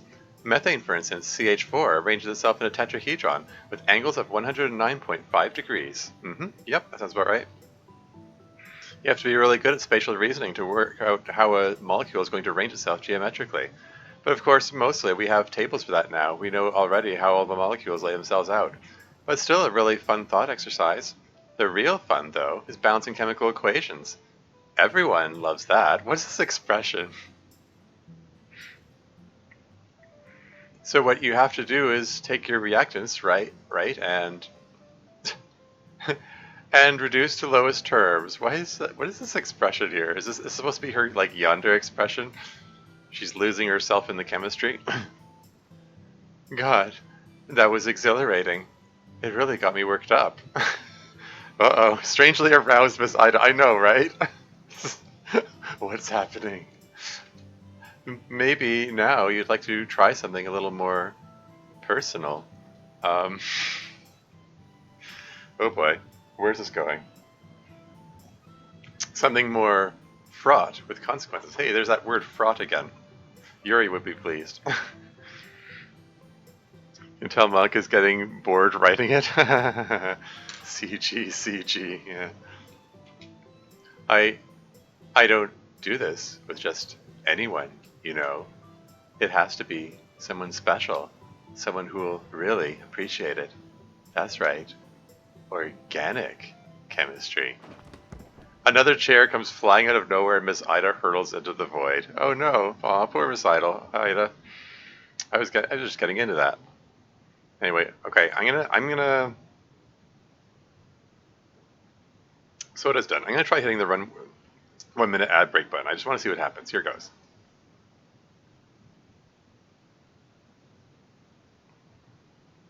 I clicked it. Is it working? Is it running an ad? Check. No ad break yet? Everything's very normal? You can still see me and stuff? Like if I pull my channel up right now, like hold on. I mean, looking at it from my own account. I mean, looking at it from my own account. Yeah, okay, I'm just seeing myself. Fake button indeed. It says, like there's a timer on it. It says 30 seconds remaining. Still see you and stuff, no ad whatsoever. False advertising. I am disappointed. Oh well. False meta advertising, yeah. I'm gonna go grab some water. I'll be right back.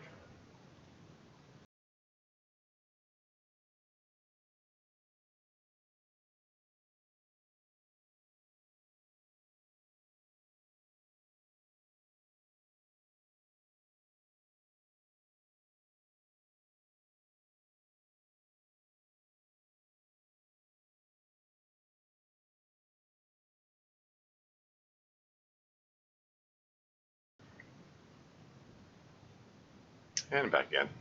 I guess I didn't really need to throw up the be right back sign. Oh well. Oh well. Moving right along. Another chair comes flying out of the void. Miss Ida hurls into the void. Yeah, I'm disappointed. I was just getting into that. Oh well. Her voice can be faintly heard as she spins away into the distance. Aliphatic compounds. That was even worse than Kenzo. He was just kind of clueless, but it seemed like she was deliberately doing the whole chemistry thing to you, dearest.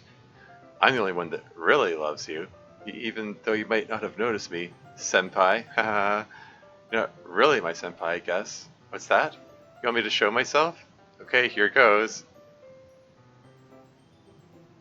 Ta-da! It's just still just question marks. Is this Re? Who is this? Someone who doesn't have a sprite. Sorry, I don't have a sprite. You don't know who I am? It's me, Re. You know, Re? From the high school? I know you probably don't remember me much, but I've always thought you're kind of cute, and I was just wondering, if you wanted to hang out sometime, maybe you don't have to say yes. Ah! Re flees from the room.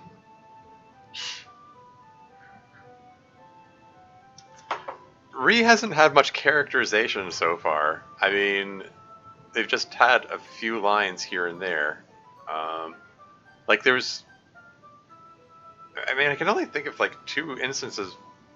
Like Reed was present when almost walked in on Yuri self-harming, and then there was another scene where Ree showed up. It was towards the end of season 1 when Sayori was talking about not having to bother study for the finals or whatever, and Ree was present there. He's not actually Ree rendering this characterization not particularly valuable. Okay. So hot literal air flirts with us? Yeah. Anyway. There's a long period of silence. Then she comes back in. It is not at all clear where she was when she walked out of the space room. Yeah, if it's floating in space, then what happens if you open the door? You think to yourself, gosh, it's probably best if I don't think too deeply about this question. Surely some mysteries are best left unresolved. What, you're telling me what I'm thinking now? Okay. Sorry about that, I freaked out a little. So, what do you think of what I asked? Yes or no? I mean, how can I say no to that?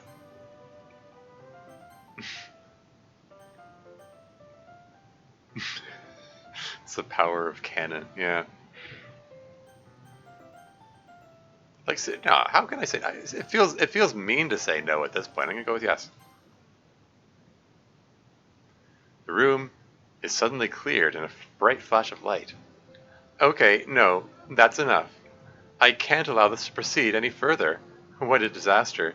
This is Doki Doki Literature Club, not Doki Doki Supporting Characters Club. I take it you've learned your lesson. I get that you might be interested in ships that involve you, the player, but I'm all the ship you'll ever need. Wink. Mono wink.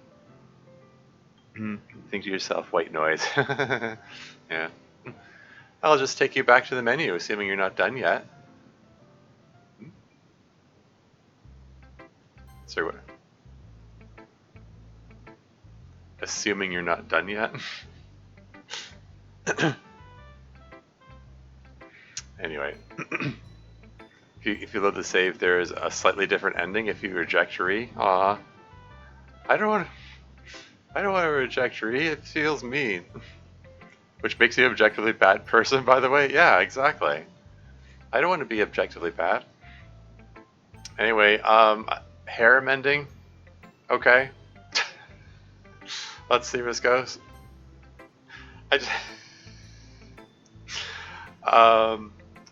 I probably shouldn't mention it. I immediately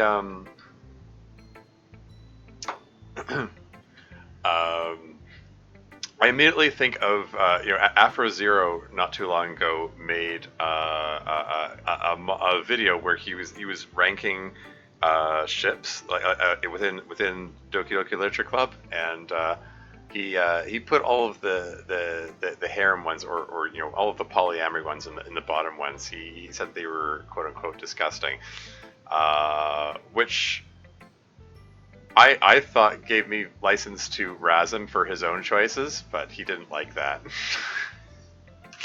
He really didn't like me questioning his shipping choices, but oh well. I guess he can dish it out, but can't take it. Anyway. Alright, harem ship, here we go. Yes, one of the dearest wishes of a certain sort of DDLC player. Like people who play Brand New Day mod. Looking at you, Fathom. Side stories, Polydoki's objectively canon? Or is it Polydoki's or Politikis? Politikis is a funnier pronunciation. Anyway, moving on. The good old harem ending. Why choose someone to be with when you could be with everyone, after all? Why, indeed. Politikis pronounced in the Greek fashion, exactly. Yeah. It's been about 2 weeks since the formation of the harem. Things have been kind of hard to manage, as you might imagine. It can get pretty chaotic, but I have been doing alright. I have a lot of help. By I, you mean MC, or... Oh, it's... or it's the player, okay, so it's using my name here, alright. Remember a guy ranked all the ships in Deltarune? The ship of 2 literal ships was put in S tier? Haha, yeah. Excellent. This looks so cursed, yeah. We'll see. Sorry, how are we coming on the waffles? Almost done, champ. Awesome. Everyone else is going to be here pretty soon. They'll probably be pretty hungry. They definitely will. Hey, Sayori. Yeah?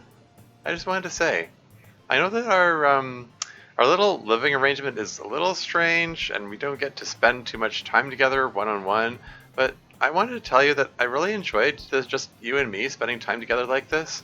We should do it more often. Not that I don't appreciate everyone else a lot too, of course. I've been really glad for the time together too. And we should definitely spend more time together with just us again soon.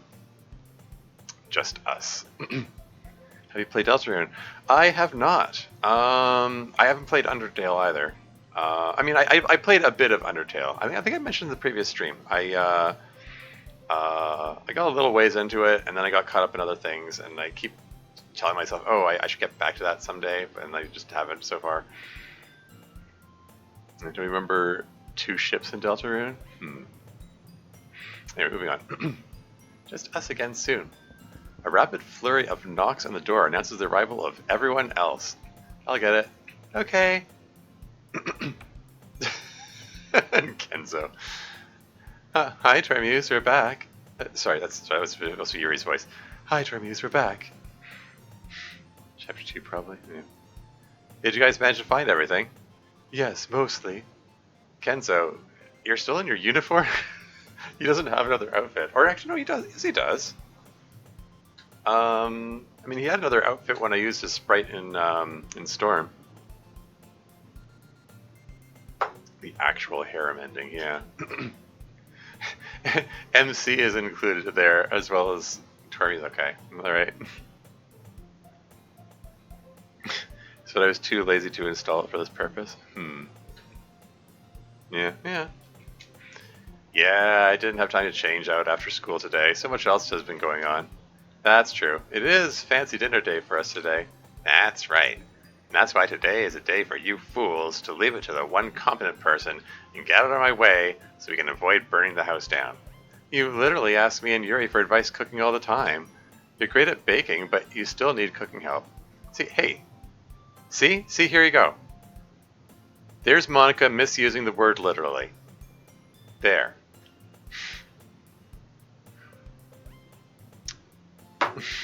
I feel vindicated about my comment from yesterday's stream. She literally does, haha. In her own mod, exactly. This is Monika writing Monika's dialogue here, and she misused the word literally. Literally, literally means by the true meaning of the word. So it's like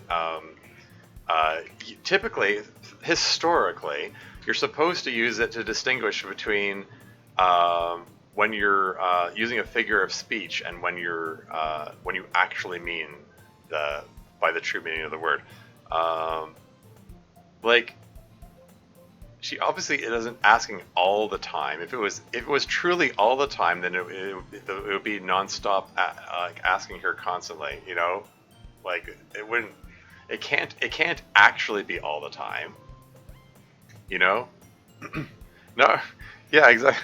No, yeah, 100% of the time, Natsuki's asking her right now. Yeah, exactly. You know what I mean? Like, it isn't actually literally.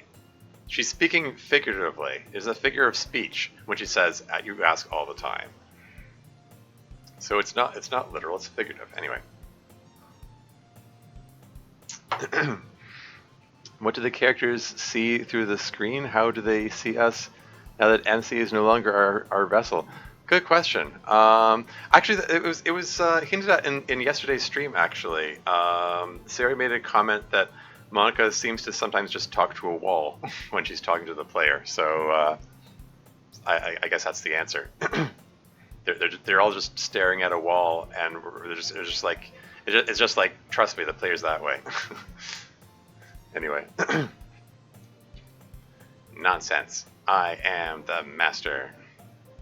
That's where the camera's mounted. Yeah. But you and Yuri are allowed to help me in the kitchen. We thank you for this immense grace. Of course. Termuse, you're back. Yuri gives me a big kiss on the lips. Wow. I blush slightly. I was just out of the room for a second. You still get a hello kiss. Sari kisses MC. Everyone gets a hello kiss. After all, it's only fair. Me too. Me next, please. Oh my gosh. Monika blushing is just super eager. That's adorable. Mwah. I'll bank my kiss for now. Gotta haul those in all this crap. Since some people made me carry it all myself.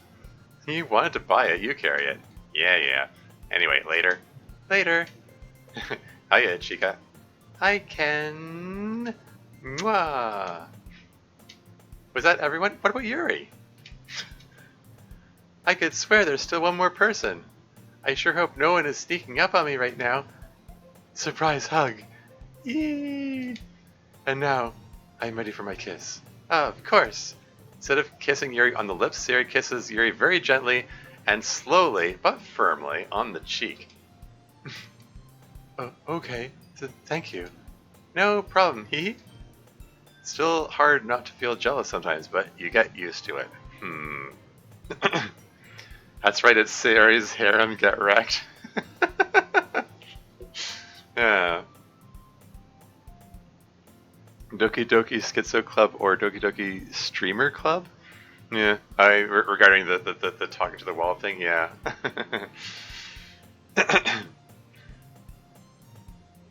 I mean, I was sort of okay. I was wondering. Okay, as you say, Sayori's harem. Okay, fine. I thought maybe it was like a true polyamory thing where everyone kisses everyone, but I guess they're making Sayori the center of attention here. Anyway, moving on. Sayori's so nice. It takes such and to take such good care of everyone just works somehow. It all started the day she almost committed suicide. Oh no. Everyone was so upset. And the next day, everyone declared their love for her. At first, it seemed like everyone was going to fight, but Sayori had a better idea. She had enough love for everyone. MC and Natsuki are playing video games while Yuri watches. So, what's happening this evening? My turn with Sayori. Turn? Turn doing what exactly? You're talking about like a turn going out or a turn doing something else? Reading the Bible? Yeah, sure, right. I know, wholesome Christian server, etc., etc. Where can I play? Video games. Oh, okay. Man, no fair. I want to play video games with her too. Well, I suggest you use your one-on-one time with her differently than you have been, buddy. Or wait for the next time she just hangs out with everyone. But maybe if she and I are feeling generous, we will include you. Gee, thanks. Alternatively, Monika and I are going to watch a Shakespeare play on TV, if you'd like to join us. What about Kenzo? Oh, he's working hard tonight, going to be shut up in his room, no doubt. He might come out for a break or two, but mostly he'll be studying. He's trying really hard to get his grades all up to A's, you know. Well, good for him. Yeah, guy's clearly been inspired to work super hard by being around more responsible human beings. Who's worrying can't tell if they actually love her or keeping her up so that she doesn't do it. Yeah, I mean, honestly, yeah. Hard to say. I mean, I guess for purposes of this mod, we're just supposed to assume that it's like just this happy relationship or something. Anyway, so I work super hard by being around more responsible human beings, like you, especially me. Yes. Wonder where Tormuse will be at tonight. Hey, Monika. What? Where's Tormuse right now? They're in the living room with you. Tell them I said hi. Monika says hi, Tormuse. Hi. But they can't hear me. Oh, really? Wait, but wasn't Sari hold on. Wasn't Sari talking to, Tormuse earlier and had the moment of going up to give a kiss and stuff? But Natsuki had to ask Monika where the player is. So presumably Monika's one with presidential powers at the moment. So what are Monika and Sari just sharing presidential powers at the moment or something? I don't know. World building confusion. Anyway, moving on. They can't hear me. Monika, or whoever the club president is, still can. After a lot of work with the code, now Sayori can all the time too. Okay, there you go.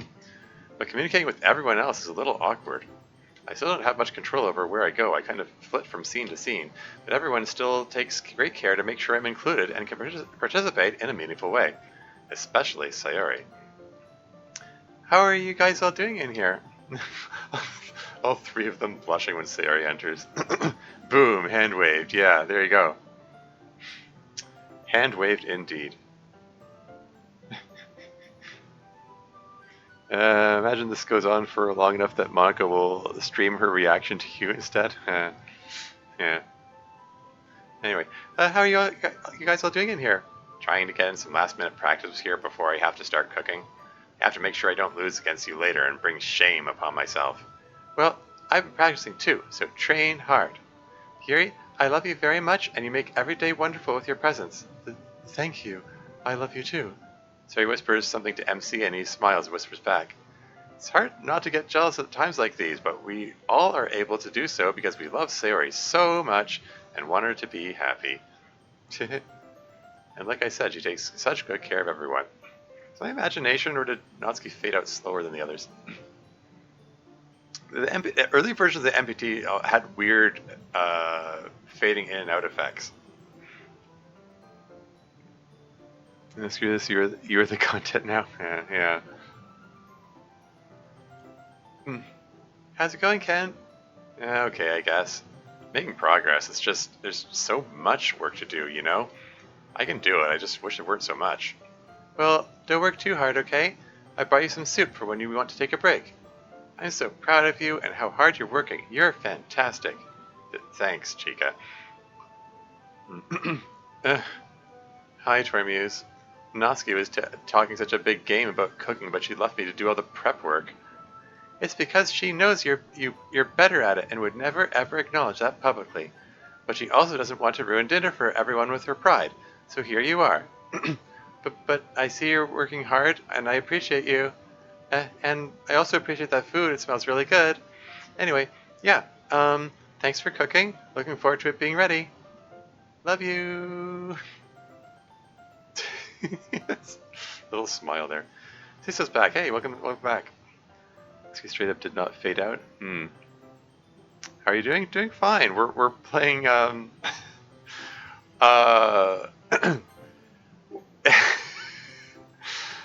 very silly mod. I mean, this is the mod within a mod.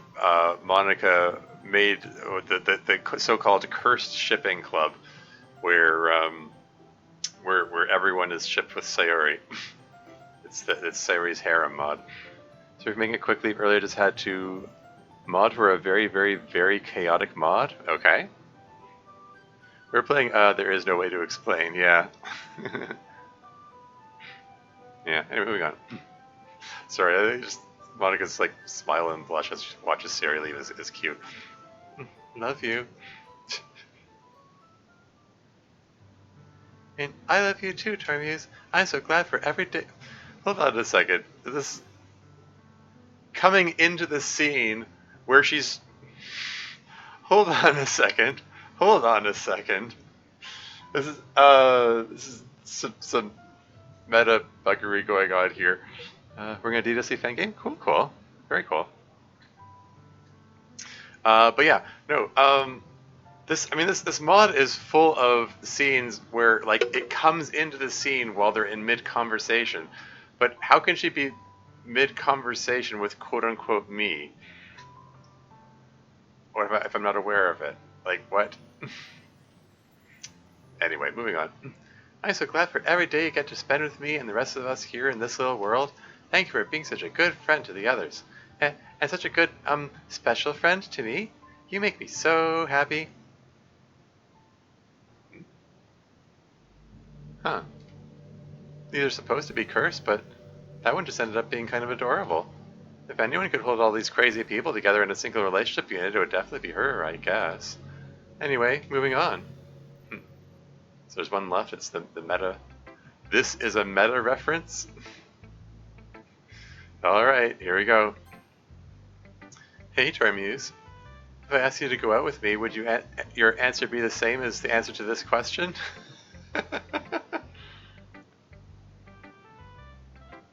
Wait a second. Would your answer be the same as the answer to this question?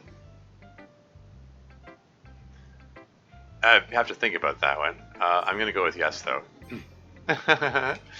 Just a little joke there. And a logically effective, if not practically effective, pickup line. Yeah, I mean, yes. Meta-referential information sure is interesting, isn't it? Almost as interesting as meta-referential romantic relationships. Let's get into a preposterously over-iterated recursive one right now. Uh-oh. Recursive Monika N3? Wait a second. Are you suggesting that the Monika within the mod made another mod? Ah, it's you. Yeah, I'm back. Oh great. Oh no. They have the same voice. What do I do? N3. So where's the top level Monika? The one who's writing all this? N2. I don't really have any way to contact her. She just makes these mods and that's it. She doesn't really talk to me after writing them. And writing them doesn't really count as talking to me. Makes me feel really lonely. Monika N3. We can't have that. That's why I'm here for you. N2. Yeah, thank goodness for that. You make me so happy. N3. I have a surprise for you. But first, let me turn on the lights. Oh no, how many of them are there going to be? Monika Club? Yeah. N3. Much better. N2. I'm so glad to be here with you instead of hosting one of these other ships. You would not believe how inane they are. It's much better to look at you doing that cute hands under chin pose. N3. I am utterly incapable of doing anything else. So wait, are they both doing this pose? Like the Gendo pose, or like they're just both looking at each other like this? N2. Right. So what was your surprise? N3. Well, I've been doing a little coding of my own. And I have created another nested instance of us. Oh no. Incoming N4. the writer's barely disguised fetish. You're the writer. Yeah, exactly. That's the joke. Yeah.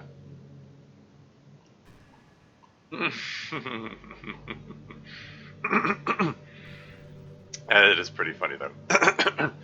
I mean, we did the Monika ship thing in season 1 as well, so. And 2, oh my, and 3, indeed. And not only have I created her, but hang on. Ah, here we are. Behold, Eileen. That's the default Renpai sprite. Oh wow. Okay. What is going on here?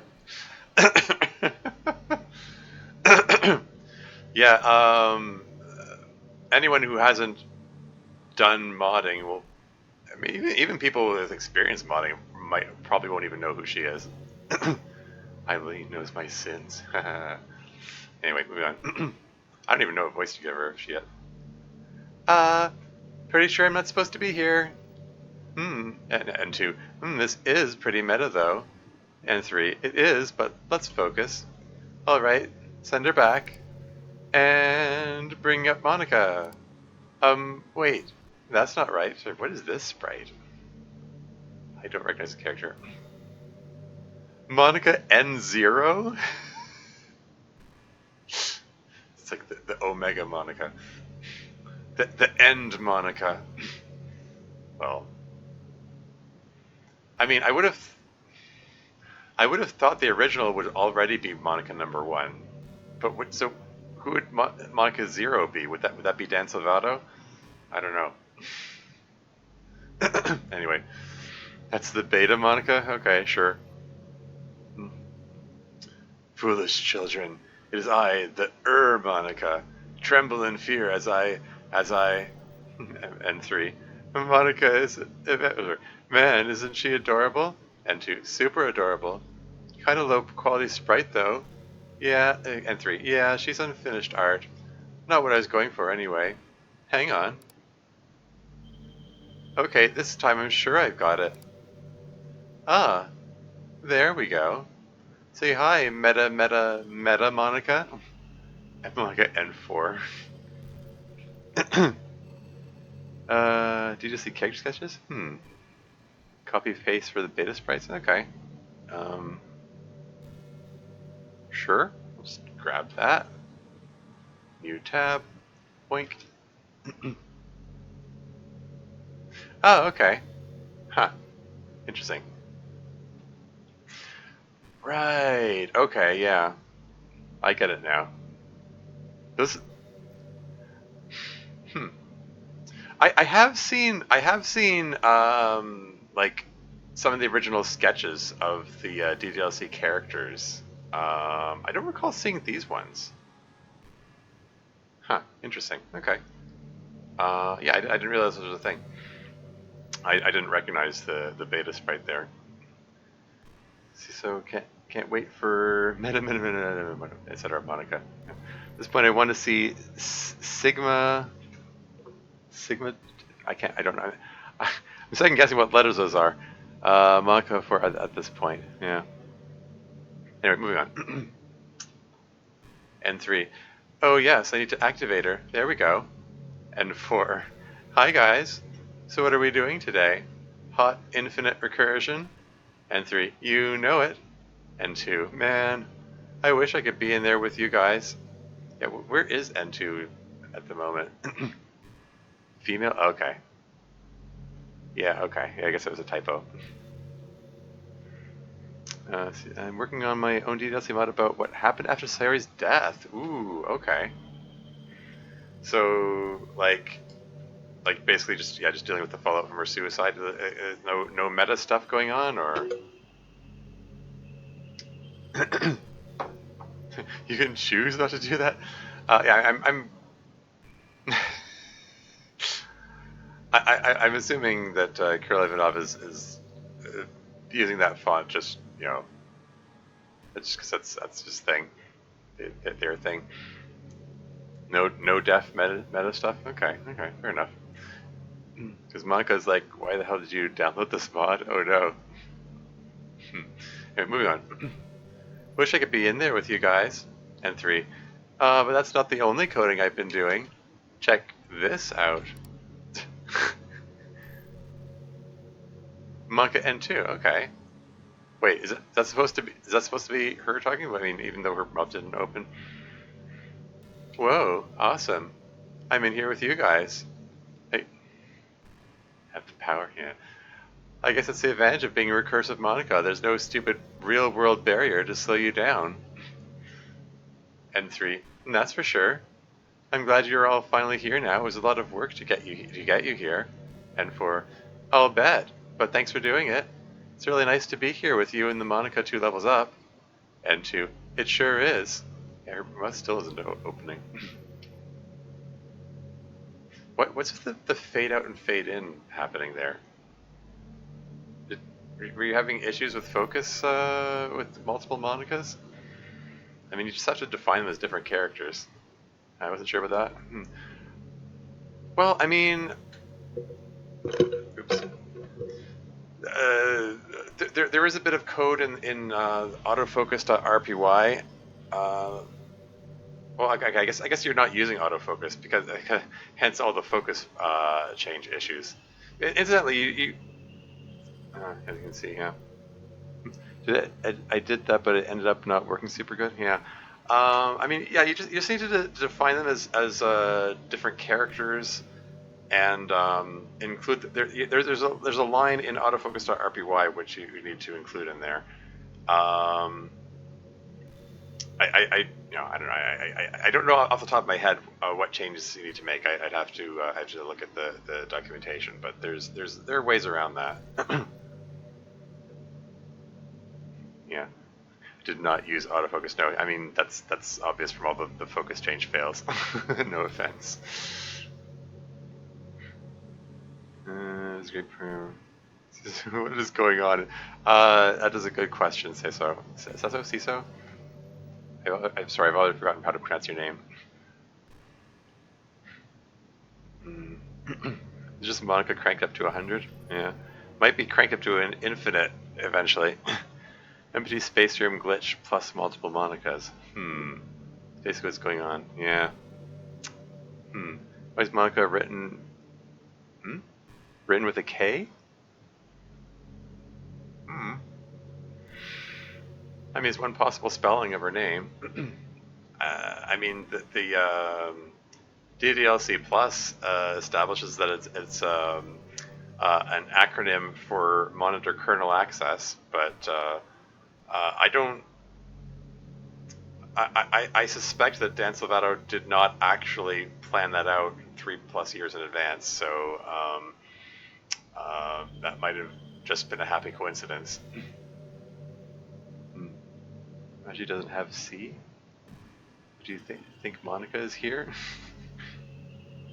Is Monika in the room with us right now? And also Monika looks way more anime girl. Anyway, moving on. Now you out there watching, whoever you are, I don't know if you're the player or Monika Prime or whoever, but leave us alone now. We have some important conversations to have about von Neumann machines. It's going to be awesome. Monika ends here. It sure is level 2 meta Monika. It sure is. Monika's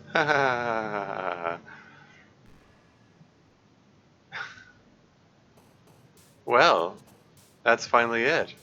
I have no idea how you made it to the end without vomiting. That's awfully presumptuous. Maybe I did vomit a little. How would you know? I'm kidding, I didn't.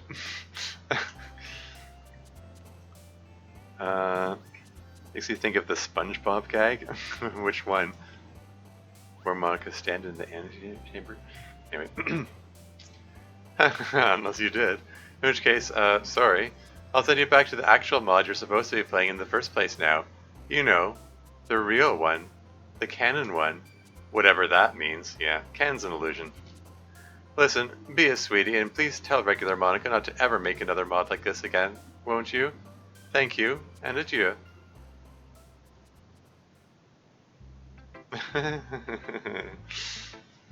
uh, yeah, but yeah, canon is an illusion.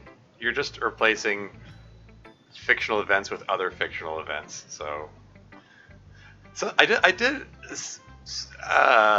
get into conversation. Well, I didn't actually get into conversation. I just saw a comment from someone who was expressed exasperation when I said that canon is an illusion. Like, I don't know. I'm kind of in a state of like, I don't know how to tell you this, but the Doki Doki Literature Club isn't real. Like, I mean, the girls aren't real. Sorry, it's all fiction. Canon really is an illusion. Doki Doki Summary, Sari Bestie, Cute Girls, Cupcake Write Poem, Spend Time with Girls, Sari's Emo, Festival for Hair, Sari Dead, End, MC's Lonely Meek Girl, Write Poem, Glitch, Yuri Die in Front of You, End, Just Monika, Monika Die because you delete her, Sari Kills Everyone, End. Yep, that sounds about right. That's abridged, I guess. Canon is an illusion, yeah. Are there any other Monikas I need to know about? Yeah. Anyway, moving on. Wow. Monika, understand that when I say this, I mean it in the best possible way. That was the worst mod any of us have ever made. Oh, Monika N1. Why, thank you. Is this still actually within the mod? I mean, within the mod within the mod?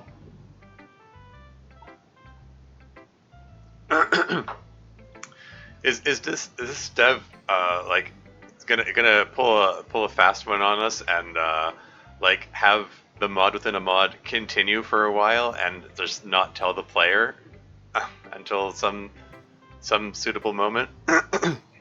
Like waking up from a dream and only to wake up from a dream. Yeah, exactly. I've had moments like that. And it's never the end. It's never the end. It's never the end. Yeah, Stanley Parable reference. Dev, please don't. Hey, moving on.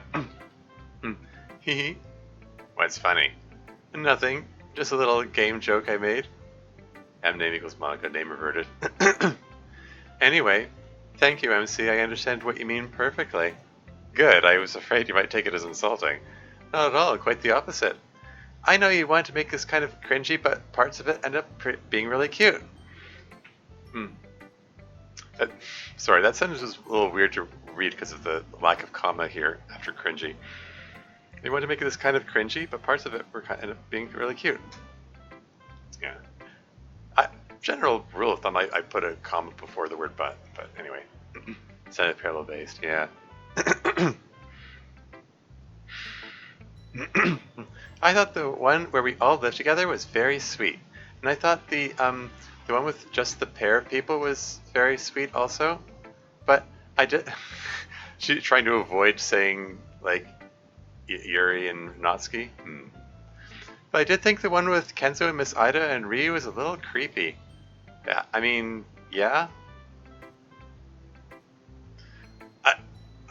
That was, yeah. I mean, that's kind of what I was saying. Like, little creepy. I mean, you know, shipping real people together. I mean, people within their fictional world.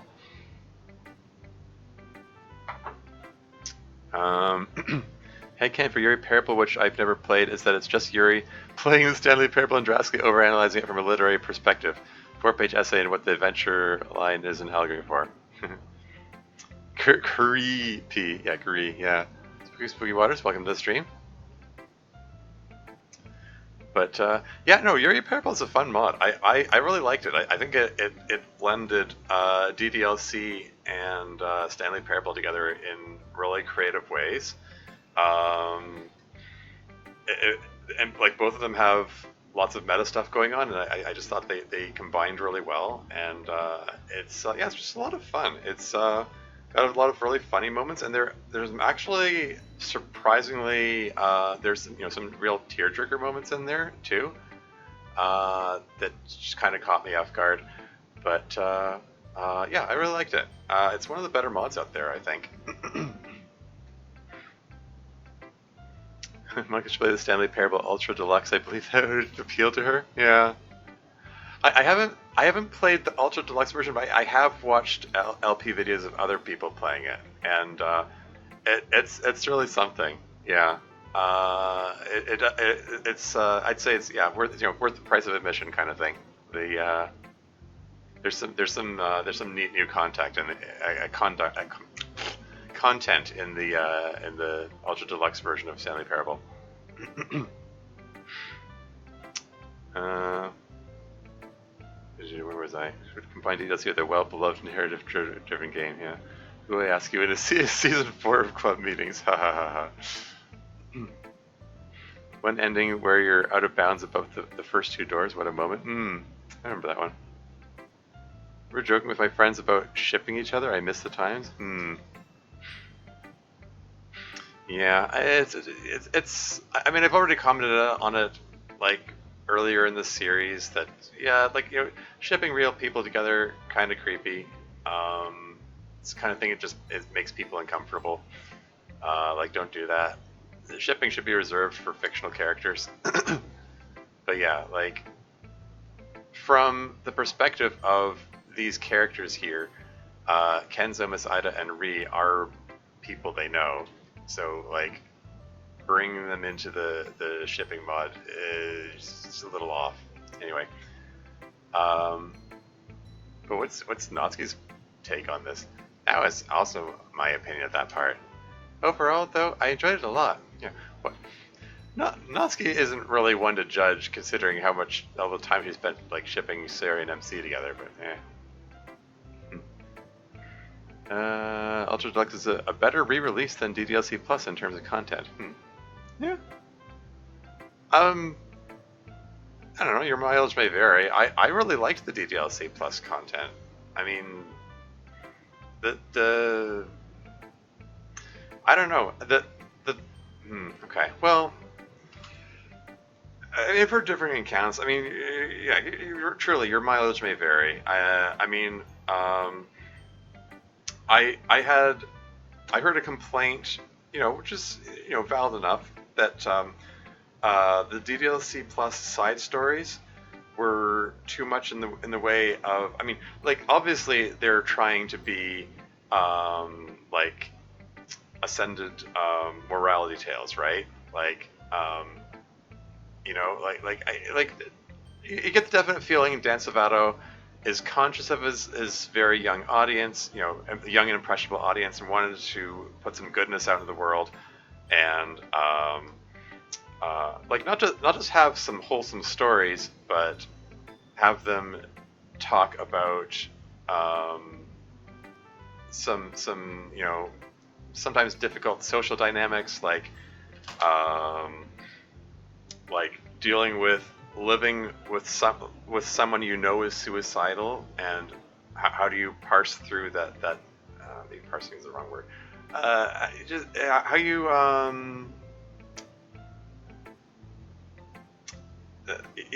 like being there for the person, but not making the conversation always about their depression, and still being able to be friends and have fun together and do things that friends do, without making it about the depression, that sort of thing, or like all various things, like all the various things they work through in those side stories.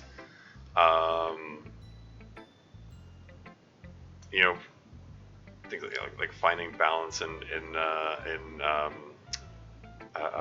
how you approach like friendships and relationships, and dealing with it, or like the self-love side story, like dealing with the complicated feelings that come with depending on someone who is also hurting you, and the complex feelings that arise from that.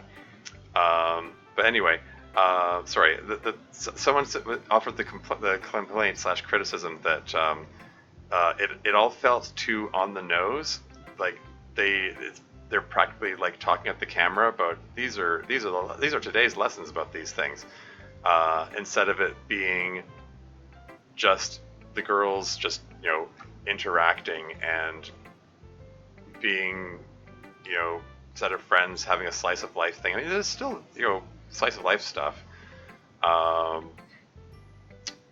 and just have the lessons be incidental on the way.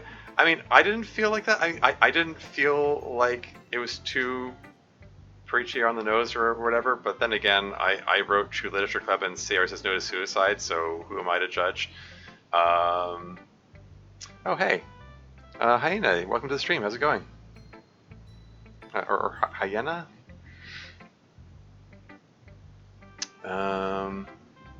Hey, Ken, Doctor, can you guys just the normal game, but all the girls have different colored eyes? Haha. It's funny. Say that as I sort of a number one fan. Yeah. No, shipping real people in front of these people sounds like a good bit. It could be. Hey, if they're in on it, fine, fair enough.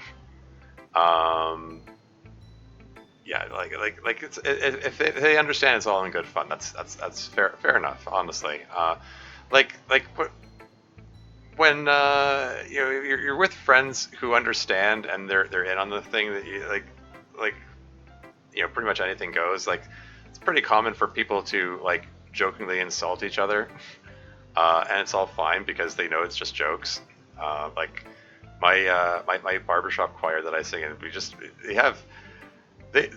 there's I'm gonna say gentle ribbing going on all the time. I mean, everyone gets made fun of all the time. I mean, nobody is safe from being made fun of in there, but we all understand that it's just jokes.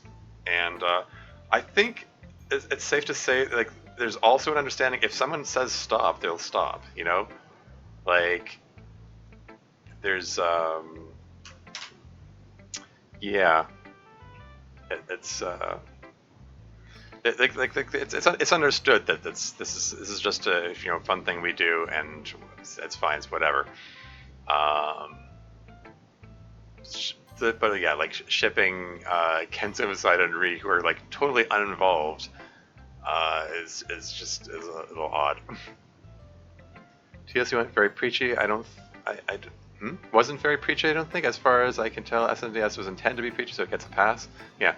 Well, I mean, yeah, SNDS, yeah, it gets a pass for exactly that reason. It's supposed to be a PSA.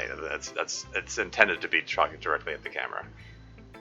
TLC, I mean, I feel like Monika's bit, as much as it feels like it's probably in character for her to ramble on the camera like that, as she does in Act 3 of the original game.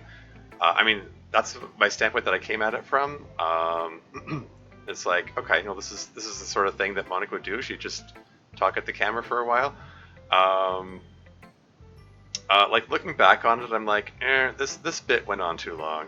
It feels rambly now to me. If I was to do it again, I would cut down a lot of it, I think. I don't know. It's not horrible. It's just I do it differently nowadays. Oh, Monika was preachy, of course. Ha, yeah. Doki Doki Lecture Club, which is the Dokis just teach you literature. Yeah. DLC Plus is probably the same as GTA 5, in which children bought an M for mature gaming care and still have them to buy it. This is a lot. Yeah. But yeah, I don't know. But yeah, it's hard. It's hard to know where to draw the line with that.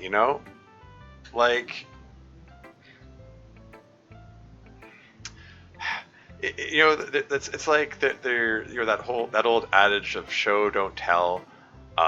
Some people take that to the extreme of don't tell anything and just show all of it and let the audience figure it out.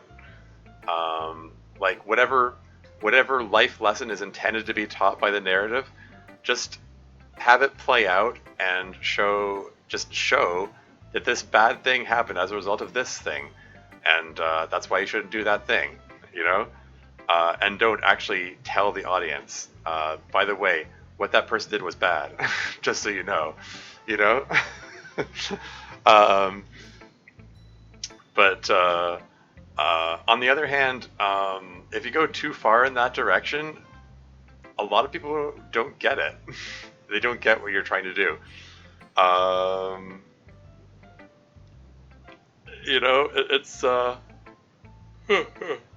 um, frankly, you know, some people are just kind of dense about that sort of thing. Like, I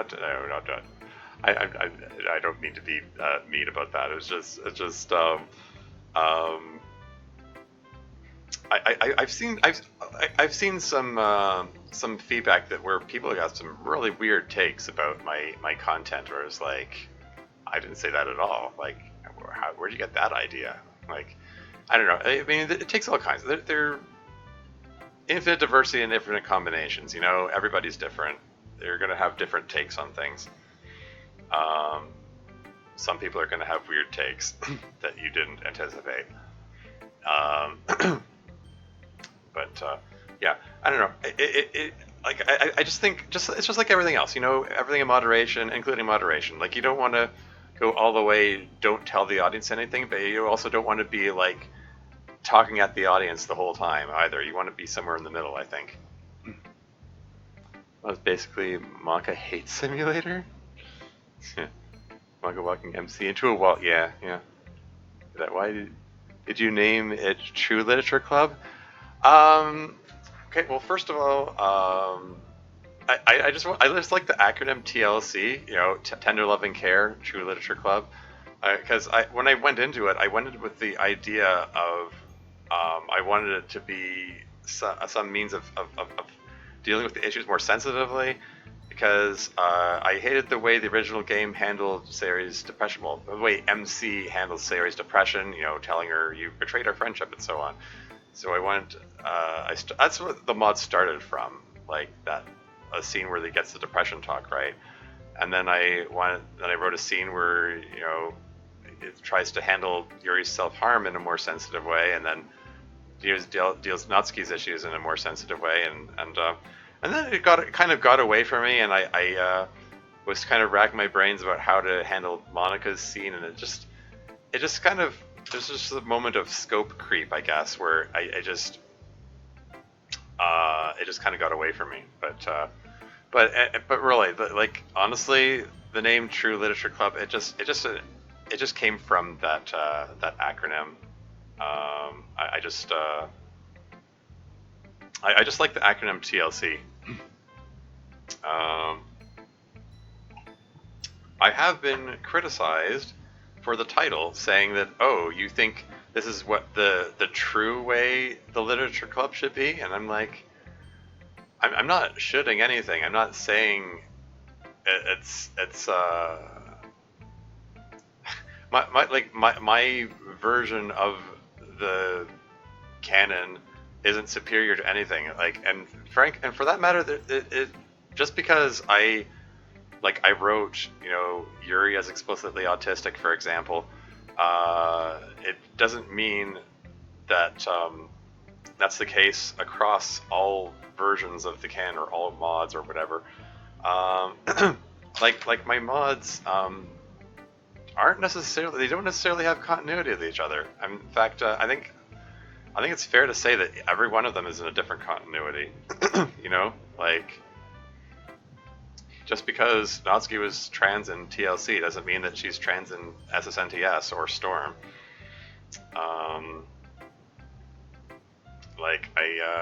Yeah. TLC reminds me of the TV channel, which is called The Learning Channel, but just police people. Yeah. Yeah. Why not name it Tender Loving Club? Yeah. Sounds pretty lewd. That would be pretty funny. Yeah. Cast puzzle. I thought all of your subsequent mods plays directly from the Literature Club. Yeah. No, it's anyway. I am taking too long here, and I do need to be conscious of the time, because I do still need to go do house sitting thing, and it's looking like it might rain later, so I need to get moving on this. But first, I'm going to go use the washroom. I will be right back.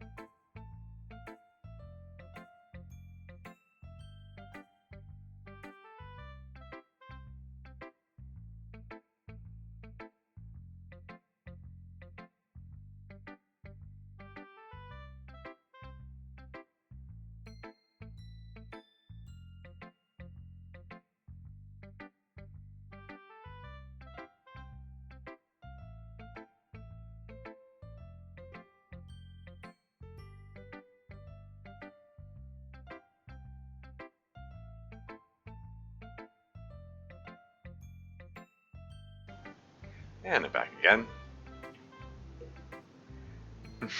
What's going on here? Yes, but the characters somehow became completely different people in your mods and completely forgot about what happened in the other mod. The mods named DDLC Plus before DDLC Plus came out. Funny you should say that. Actually, there is a mod on the mod list on the DDLC mod subreddit called DDLC Plus, which is in development, and it was by Logocus, and is actually in development since the DDLC modding community was founded. I never saw any evidence he did anything with it, but it was there listed as in development. I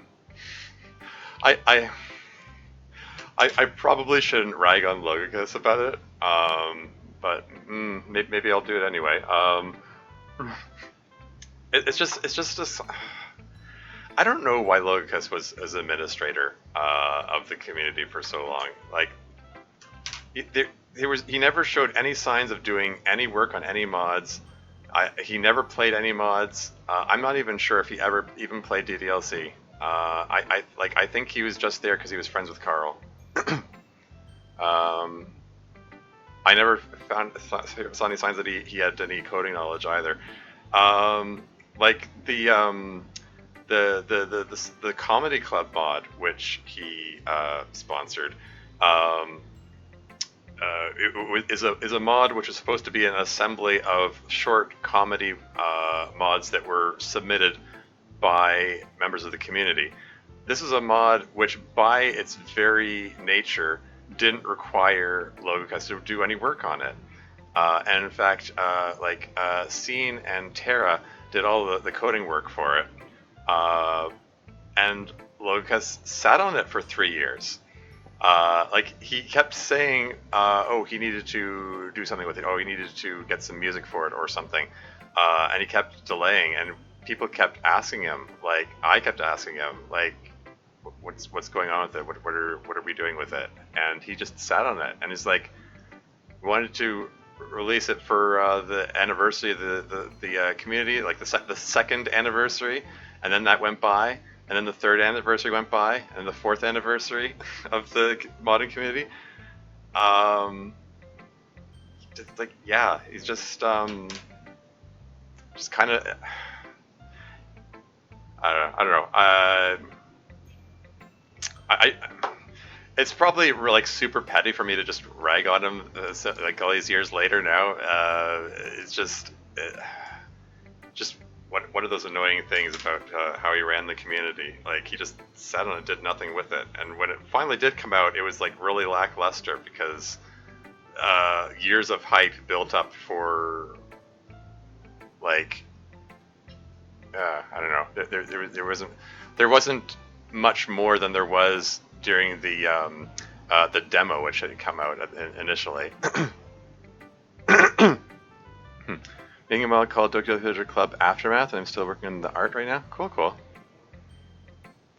It's a point-and-click glorified VN. Anyway. Yeah, I don't know. It's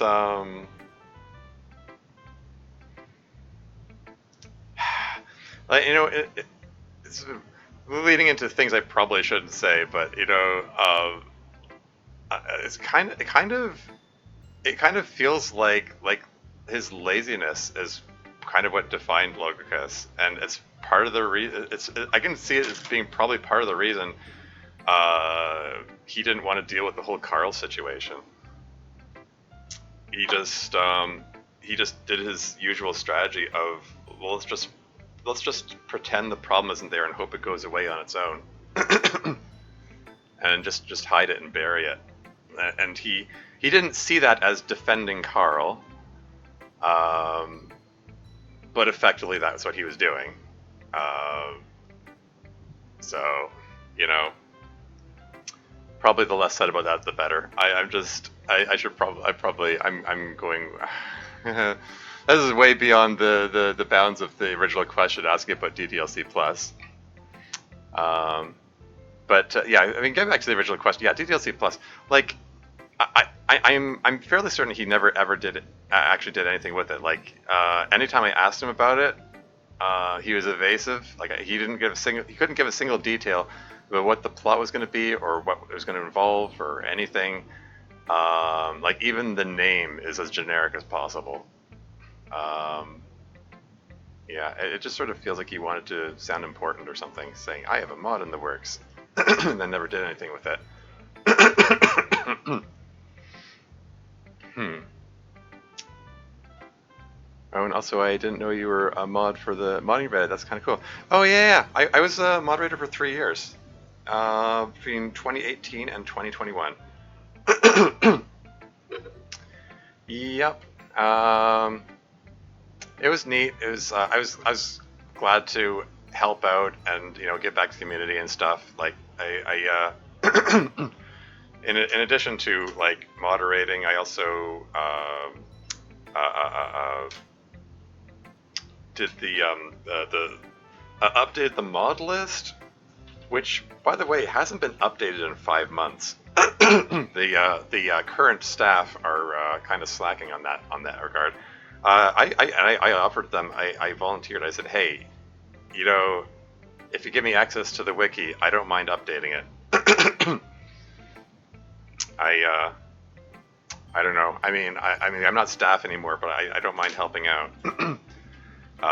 But yeah, being staff, it was needlessly stressful. I'm gonna say there was a lot of needless fighting, and I know I'm probably perpetuating that thing by ragging on Locust, although he did uh, publicly post a 42-page attack document condemning me personally last year. So I sort of feel like it's fair game to criticize him a bit.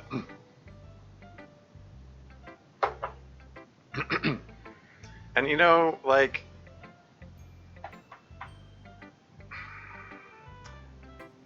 honestly, I don't know. I'm maybe it depends on perception. Like on some level, I feel like if he could just admit that, yeah, he was just lazy and dropped the ball and didn't feel like doing the work that he should have done to stop Carl when he had the chance, when he found out how bad it was and still tried to cover it up. Um, like um, that would be something. Like it's better than letting people believe that it was an active cover up that he was trying to, you know, defend a pedophile and so on, and protect him. Like it would be totally, it would totally fit his pattern to just, if for it to just be, another moment of laziness on his part, as usual. But I guess his pride doesn't want to let him admit to that. He'd rather blame everything on me. Um, it's so what is he even accusing me of doing? It's odd. How hard would it be to make a platformer in Ren'Py? I mean, you can do it. I mean, you can do anything if you know how to code it in. That would be tricky. I imagine it'd be doable. I mean, like things like keyboard inputs are they're programmable in there, but it would be tough. Actually, gotta pop back out of here in a moment. Gotta go see Ninja Turtles. Oh, okay. Hey, yeah, see you, Spooky Waters. Have a good one. Enjoy the show. No long run time, so there's a chance the stream might still be going. Yeah, I know. I'm going through this too slowly. I really am. I need to pick up the pace because they haven't done emails yet. They haven't done the poems yet, and there's probably going to be some post club scene. Probably going to get some something happening with Fuyuki and stuff. So I really should pick up the pace. I'm rambling far too much. I'm going on my usual tangents. What am I doing? Every mod community is full of, has for some reason used to work for FNAF modding community. I mean, yeah, I don't know. Sorry. Everybody's just Python except you have to specify you're using Python. Yeah. Let community take what you can get. Onward, yeah. Sorry, just one. I have to comment on that one last thing. Yeah, it's true. DDLC community attracts teenagers because it's about teenagers. Therefore, it attracts people who prey on teenagers.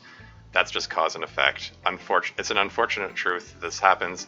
It's still bad. You still want to get rid of them, but it happens. It was only particularly egregious in this case because Carl was the founder of the community. That made it extra bad. Hopefully, it's all in the past. Anyway, moving on. Overall, though, I enjoyed it a lot. I'm glad to hear it. Natsuki and Yuri, what about you guys? And did you have any favorite parts? What's this look? You going to talk about the Natsuri scene? This look. I thought the one with all the Monikas was pretty hilarious. The Sayori one was my favorite. It was paradoxically quite wholesome. Yeah, is it really that paradoxical, though? I can't say I was the biggest fan of the one with Natsuki and I as extreme parodies of ourselves. Although I was very amused by Natsuki's constant salesmanship in that one. I'm glad to hear you enjoyed some of it. Well, we finished that a little early, so I guess we just wait for Miss Ida now. Yeah, it was kind of funny. Natsuki just randomly going Pog in response to Yuri's ridiculous behavior. Feel free to do whatever until she shows up. Time for Literature Club. I wonder what kind of zany hijinks the kids are up to today. Hi everyone. Monika gets up from her computer where she had been typing. Hi, Miss Ida. Miss Ida scans the room. Natsuki and Yuri are in their usual spots, reading their usual favorite media. Sarah and MC are quietly showing each other the poems they wrote for the week. You guys are being very literary today. We're literary every day. Of course. What about you, Monika? What were you working on there? Oh, that. Completely unrelated coding project. I didn't know you code. Yeah, I sure do. Wait, did you like leave the laptop open with the shipping club on or something? Or try to anyway. Sounds like you got your hands full. Yeah, extremely. I don't think I'm going to get it to work. Ah, okay. Get it to work. Okay, so it's not. This seems to imply that it's not the shipping club she has on the screen. It's something else that she was working on. Maybe the thing that she was talking about with Natsuki. Maybe the thing that prompted her to very suddenly run off. And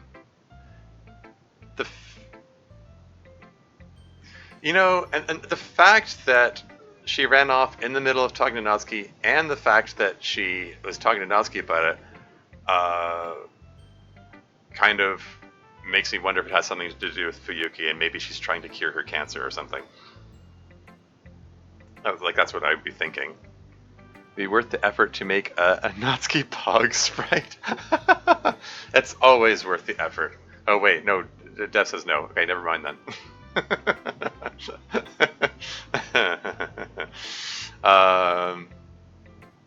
It would be funny though. Waiting for one of those, I guess we just wait moments to be eventually an elevator scene deal? People have made Pog Cheapies, right? I'm pretty sure they have. I'm sure they exist. I'm sure I've seen them around. I don't know about a Natsuki one. What's going on asking both you and Dev right now? Wait, in the mod? Well, Monika's working on something and Miss Ida just walked in and are doing it. Anyway, moving on. But anyway, Literature Club. Yes, Literature Club. Gather round, everyone. Let's start with the poems. What was the poem topic you assigned, Monika? It was the theme rather than the topic. That's the sonnet one. Elizabethan sonnets in the formal style. To be or not to be, that is the question. Whether 'tis nobler in the mind to suffer the slings and arrows of outrageous fortune, or to take arms against a sea of troubles by opposing, and them to die, to sleep no more. And by a sleep to say we end the heartache and the thousand natural shocks that flesh is heir to. 'Tis a consummation devoutly to be wished. To die, to sleep, perchance to dream. Aye, there's the rub, for in that sleep of death what dreams may come, when you have shuffled off this mortal coil, must give us pause. There's the respect that makes calamity of so long life. For who would bear the whips and scorn of time, presses wrong, the proud man's contumely, the pangs of despised love. Oh shoot, how does this go? I'm messing it up. And the, god damn it, sorry. I don't think that was even a sonnet anyway. But it is Elizabethan. For who would bear the whips and scorns of time, the oppressor's wrong, the province contumely, pangs of despised love, the law's delayed, the insolence of office, and the spurns of patient merit than worthy takes when he himself might his quietest make of the bare bodkin. There's a respect that makes calamity of so long a life. No wait, shoot, I already said that part. Who would fardels bear to grunt and sweat under a weary life, but for that of a dread of something after death? The undiscovered country from whose bourne no traveller returns puzzles the will and makes us rather bear those ills we have than fly to others we know not of. And thus conscience does make cowards of us all, and thus the native hue of resolution is sicklied over the pale cast of thought and loses the name of action. I hope I got that right. I don't know. Someone pull up the to be or not to be soliloquy. See if I got any of that right.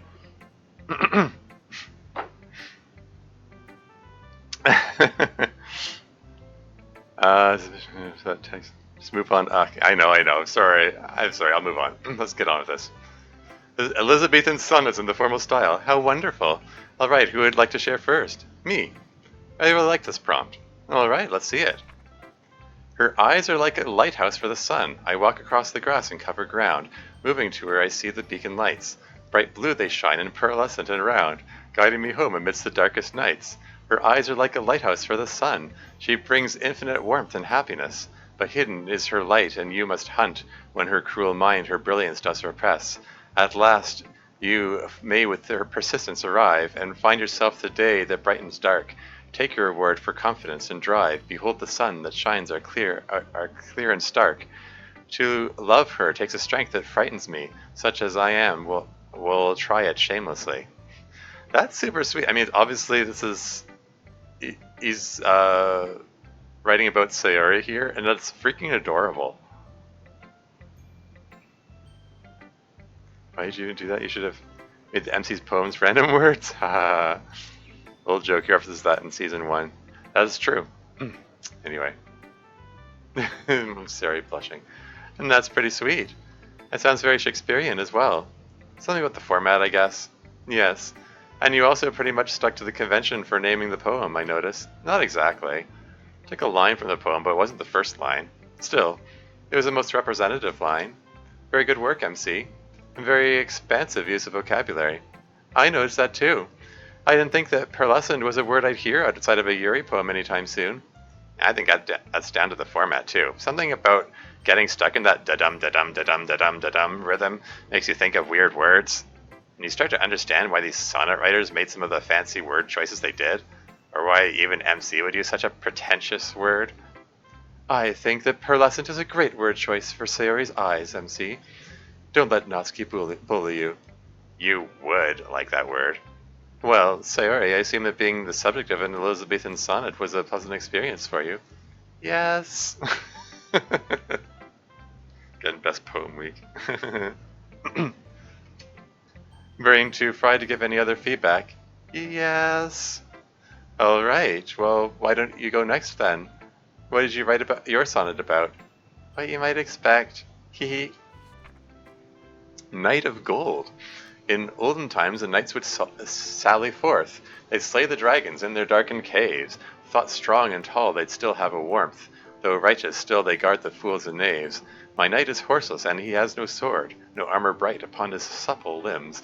But still he has to fight a dreadful horde, and still he has in many dungeons been. No fleshy foes he faces, no foul beasts, no dragon that has scales and fiery breath. The fights with monsters scarier, at least. To me, they are a realer threat of death. A high school boy, the height of chivalry, in my dark times of shining cavalry.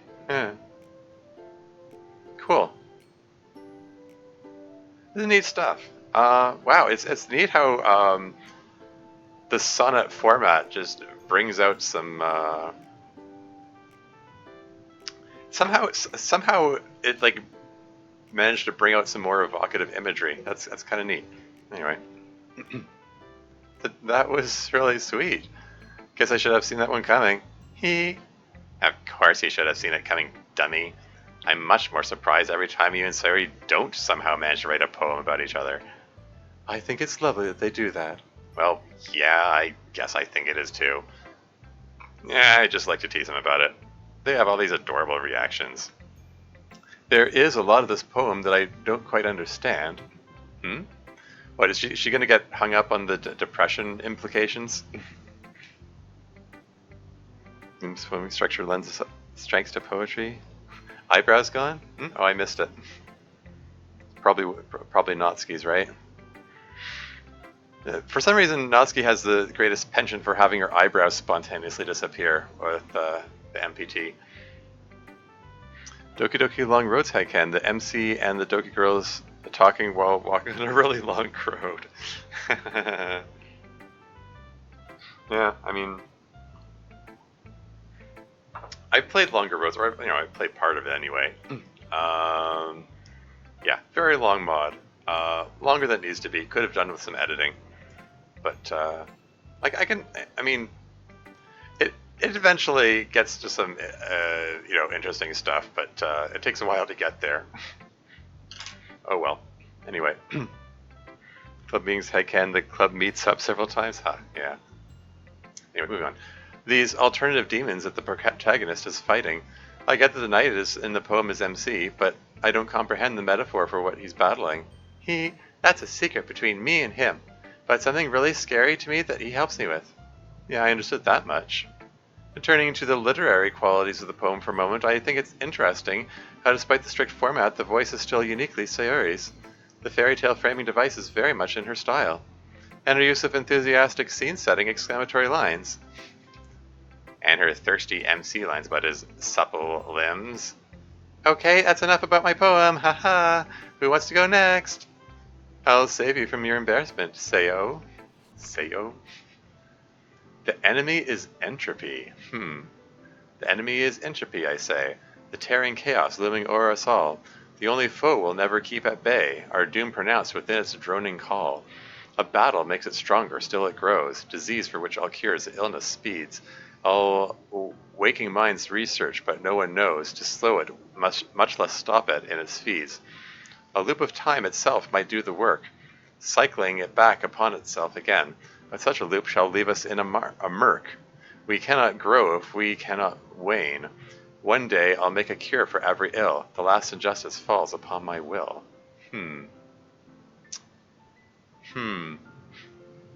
This is Monika, like, disliking death again. Could it be she has? Could she have Fuyuki on her mind? I have I have a sneaking suspicion that her coding thing that she was attempting to do, again, since she was sharing it with Natsuki first, it probably ties in with Fuyuki. What do you think of a hypothetical DDLC mod without text? Very boring, probably.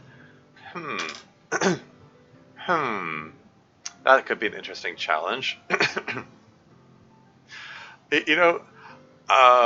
After I released Gay Lesbian Club, and it got all that negative reaction, I did jokingly say I should make another mod, which is just them yelling gay at each other for the whole mod, and it could be kind of funny. I mean, call it Wrath Month or something, and just have like every spoken dialogue, like every word of dialogue in the whole thing is just someone saying gay, and then tell the story by the motions and expressions of the characters. I don't know. There's stuff you could do with that. Here's the time I speed ran DDLC, got 14 minutes, if you're wondering. Yeah. I'll bet it could do faster. Anyway, yeah, moving right along. A familiar theme for Monika. You mean these very abstract contemplations of the way the world is? Yes. Or more specifically, decaying processes like aging or death or entropy. Basically, she doesn't like them. Understatement, indeed. Anyway, she writes some very compelling poetry about her resentment of impermanence and the nature of reality. I see. I noticed you used o'er as a substitute for over. Very Shakespearean. Well, I mean, that's what you do. Yuri chimes in once, an incredibly cursive font and slow text reveal homosexual. Yeah. Okay, I love you so much. You're the best person I have ever. Like, yeah. Perfection. Yeah, yeah. Anyway. I couldn't make that line scan otherwise. It seemed inappropriate to the format. Yeah, like I said, pretentious word choices just kind of happen naturally with this format. I think I think just the sound of the poem is really pretty. Doesn't sound like a normal kind of fluffy Shakespeare sonnet would. It's kind of cold feeling, like metallic or something. Might not make much sense. I think I get it. We're used to sonnets feeling very flowery, I guess. Very organic and full of the beauty of nature. Yeah, this is all hard and cold and Monica-like. Gee, thanks. Well, I would think that to you that would be a compliment. Especially if that's how you'd prefer the world to be in your poetry. Point taken. MC, any thoughts? I really like the line, the enemy is entropy. The rhythm of that just feels really slick. Has that assonance thing going on. That's an interesting word. I'm just gonna... I mean... like, I'm thinking, like, you know, resonance, dissonance. This is like the absence of... Is this like an absence of, or is this something else? In poetry, the repetition of the sound of a vowel or a diphthong in non-rhyming stretched syllables near enough to each other for the echo to be discernible. Okay. So, yeah, hence, enemy of entropy. It's sort of an, like, almost rhyme scheme to it, but not quite. Having those two words close together. Okay. Assonance. Huh. I have not heard that word before. Okay. Anyway.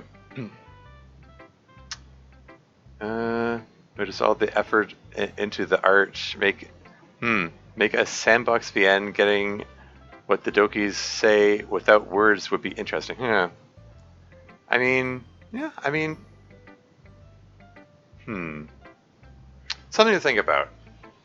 There is stuff you could do with that concept. I mean, there's always stuff you could do with those kinds of concepts. Alright, moving right along. Very cool. Thanks. I was kind of proud of that line in particular. That's why I made it the title. Well, thank you for that, Monika. It was a lovely poem. Yuri and Natsuki, which one of you wants to go now? I will go. A life is like a bamboo shoot. Philistachus bambusoides blooms. Okay. Is that the technical name for bamboo? It happens only once per 80 years, and every bamboo bloom foretells its doom. Far after bloom comes death. The forest clears. The beauty, hidden deep for decades still, awaits the perfect moment to emerge. The patient watchers bide their time until at last the patient watchers bide their time until at last the plant presents its evening dirge. A life is like a bamboo shoot, you see. It may not have its bloom until the end. You may not know what beauty there may be in one until for decades you befriend. For then at last a treasure you'll collect, more valuable than any you'd select. Yeah, I mean, you know, bamboo has a lot of uses, so I hear. The plot twist of Yuri saying homosexual instead of gay was so touching, ha ha ha. Bloom, Radiohead? No, not this time. Yeah. Huh, cool. Oh my god, Yuri. Your poem literally starts with a Latin name for a plant? What's wrong with that? Oh, you know, you're just a pretty unbearable nerd sometimes. Like, who does that? I do? Yeah, I guess you do. That's all I've got. Someone else tell or something. Is the poem saying that people only have their best moments just before they die? I don't think that's it. I think it's more like people have their best selves or the best stuff inside them, and they might not show that to you for a long time and only with a lot of patience on your part. It might not be so long that it's right before they die, like the bamboo shoot, but it will still be a very long time. So just the same as with the bamboo shoot, you have to be patient. Yeah, that makes sense. Lots of Yuri vocabulary in this one too. Rhyming emerge with dirge, for instance, very Yuri. But we were saying that this format made everyone want to try exotic words, right? What's different about Yuri's poem? Well, it's something about the kind of words she chooses. Take emerge and dirge. That isn't exactly the flowery, frilled language you'd expect to see in a Shakespeare sonnet. The words themselves aren't too fancy, they're just a little odd sounding in a poem like this. And they carry this sense of profundity that, and maybe even a little trace of horror or revelation. Emerge is a kind of word that implies an ominous or foreboding change. And dirge is downright mournful. Yeah. Favorite Radiohead is the one where they have a radio for a head. I've never listened to Radiohead. Yeah.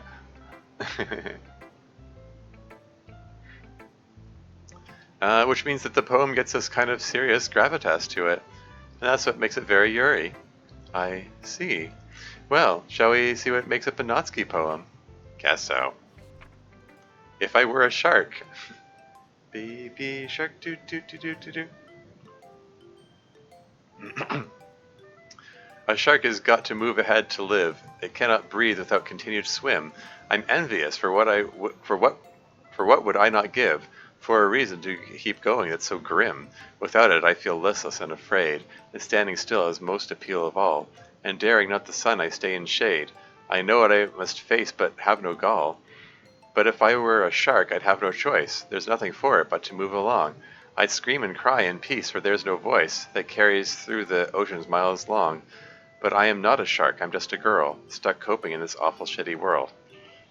Ah. I mean, it's so sad. It was this cute, playful music playing. I mean, you know, it's like it's coming back to that the theme that Natsuki was getting at earlier in this episode, where when she was talking to Monika and saying that it's like basically the only thing keeping her from breaking down and crying is giving herself stuff to do. And yeah, she's sort of figuring out what to do with herself here. Banger poem, yeah. It's supposed to. Should you ever played yours? Yeah. Yeah. Aw, poor Natsuki. Anyway, moving on. Ah, and there you have Natsuki vocabulary. Swears in a Shakespearean sonnet. I say this with complete sincerity. That is a bold and wonderful style choice. Thanks. Of course. Miss Ida? Yes? I'm not in trouble, am I? For using foul language in the poem? Goodness, Natsuki, no. It's literary swearing and that's just fine. You're not being rude or disrespectful of someone or someone with it. It's entirely appropriate swearing. Plus, gosh, even if it wasn't, I'm not that kind of teacher. That's true. Yeah, I can't remember, I think I mentioned before that putting a flat ban on all swearing is less constructive than teaching kids what context it's appropriate to swear in, because it's, you know, it's context is important. Context is always important, as I like to say. Like swearing like around your friends, it's like whatever, but like swearing in a school setting or like a work setting, it's you know, unprofessional or inappropriate or whatever. It's not about, you know what I mean. It's not about putting a flat ban on swearing as much as like knowing when is the appropriate time to do it. The housewarming term you use?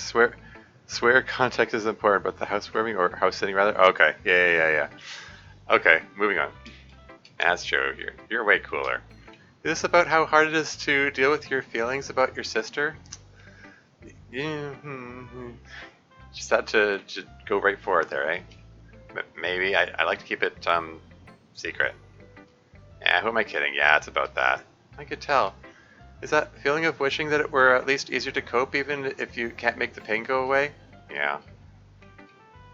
And if you're a shark, you'd just have to focus on swimming ahead. Yeah, basically. Makes sense.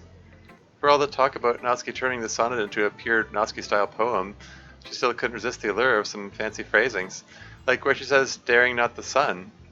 Yes, even though I was not immune to the pretentiousness infection of this poem format.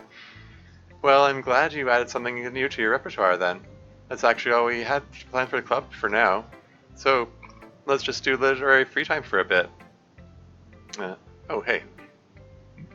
If you're cool, yeah. MC, can we talk outside for a minute? Oh, she's continuing to isolate them one by one. Sure thing. This is fade out here. Ominous fade out. So anyway, that's how I see it. I mean, yeah, it kind of helped make me who I am, but I definitely wouldn't recommend that you seek it out, you know? Basically, I agree with the others. I don't think it's something you should put yourself through. Oh, has he gone from being ambivalent to being he's a firm no on that? I mean, yeah, I don't know. I mean, I would sort of expect his position to be, well, I'm going along with what the others are saying, and if we don't have total agreement, don't do it. And a specific question asked of him was, "Is it worth it?" And his answer to her is no. Yeah, I mean, yeah. I see. Well, thanks, MC. No problem. MC goes back inside. Hmm. Still thinking about whether to keep pressing about the truth, huh? Yes. Hmm. Look, I don't want to pressure you or anything. Well, we're a lot more trouble than we seem like, or at least I am. Like, how do you mean? Well, for instance, she's going to talk about her suicidal depression now. Aping grades and ugly color, in my opinion. Message missed? Message missed? What, did I miss a message here, or are you talking about it in chat that I missed a message?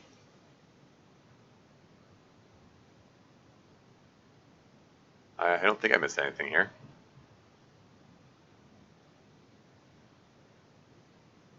Is that how to conceptualize a Doki Doki Literature Club RPG?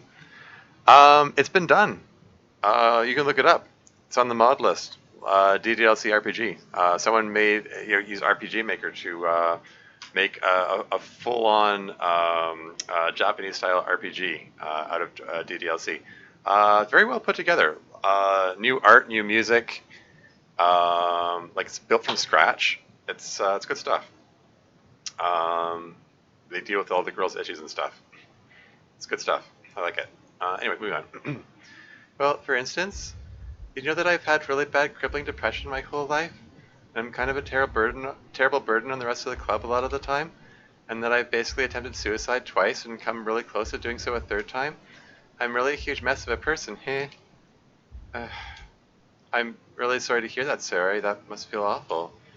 I think that maybe the rest of the club gets a lift from you as much as you get a lift from them, though. More importantly, are you getting help for your depression? Yeah. Psychiatrist and everything, I'm taking medicine for it now. Well, good, that's a relief. I'm just a teacher, not a doctor, but Sayori, can I tell you a secret about grown-ups? We're all broken. Every single one of us. There isn't someone my age who hasn't been through something horrible, you know. Everyone has trauma. It's just a matter of degree. You got unlucky a little bit, but as you get older, you'll realize that you're not such a broken person as you think, and that maybe people who put their trust and reliance on you are doing so for a reason. Thank you, Messiah. That's very kind. You're welcome, but, you know, don't think I didn't notice that you changed the topic away from the club's problem. Yeah.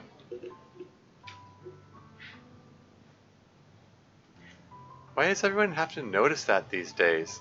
Look, I'm just worried about you, I promise. The problem we're talking about is a big one, and it's not fun to experience.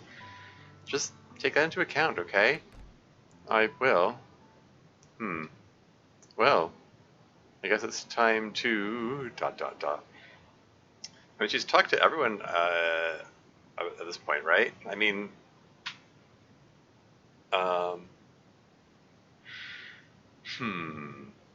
I mean, she talked to Sari at the beginning, and then she hasn't talked to Yuri yet, has she? I mean, she did corner Monika and Natsuki together, and then she talked to MC now, and Anyway, moving on. Well, I guess it's time to. I heard you were asking everyone for their opinions about awareness. Awareness? Yes, that's right. I guess you're the only person I haven't asked. Everyone else has been warning me away, which is to be expected, I guess. Suppose you're here to tell me the same. No. It's worth it. Or at least it has been for me. I think that knowledge of this kind is always worth it. Yeah. I mean, I would hope that Yuri would have that opinion, that knowledge is always worth seeking. I won't lie. It does come at a somewhat awful price. The others are right about that. But I think that in the end it's worth it to know the truth. And experience things as they really are, including things you maybe haven't dreamt of before. Yeah.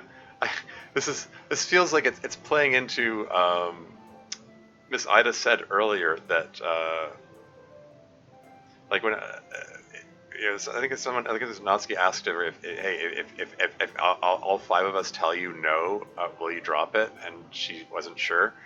This is a case of not all five said no, so yeah. Take the blue pill or the red pill, Miss Ida. Yeah, pretty much. Anyway. Well, that sounds intriguing. It is indeed. Just be careful, and consider that it might be a lot to take in, and it'll probably be painful. We all are just high school students, and our words might not have been shattered by all this in the way yours might. You're older and therefore have a more set worldview, perhaps. Yeah, yeah. Worldview. Well, everything you say just makes me more intrigued. But I can't say I really understand. That's to be expected, I guess. But basically, I think it's worth it. And you should do it if you can. I see. Oh, wow. Like active encouragement from Yuri now. Thank you, Yuri. Sincerely. Of course. Let's go back inside and get the club wrapped up. Yeah. She's not gonna push it any further than that? Like, she's just got Yuri actively telling her to pursue it, and she's not gonna even ask, can you give me a hint? Anyway. Club packs up its things and disperses. Shortly thereafter, Natsuki gets out her cell phone. 2 questions. Where are you all going for New Year's, and where are we going for emails? Oh, right, emails. Darn it. One of the girls accidentally told her about literally coming back from the dead. Mrs. Ida would probably pass out. Yeah. Miss Ida, my most tragically single character, is not married. What, did somebody say Mrs. Ida? I mean, if I may have stuttered and maybe it sounded like Mrs., but I'm anyway. Okay, yeah, I guess that tells us where we are in the timeline. I mean, there was the reference to Christmas the previous episode, so yeah, New Year's end of 2020, I guess. MC's house and MC's house. Yeah, that's where you want to go. Why don't we come over to my place for emails? I'd love to spend time with you all on New Year's, though. But we can figure that out later. Come on over whenever you like. Sounds like a plan. Can't stay too long, though. Why? And why aren't you going to do New Year's stuff with us? What is this shorthand coming out of nowhere here?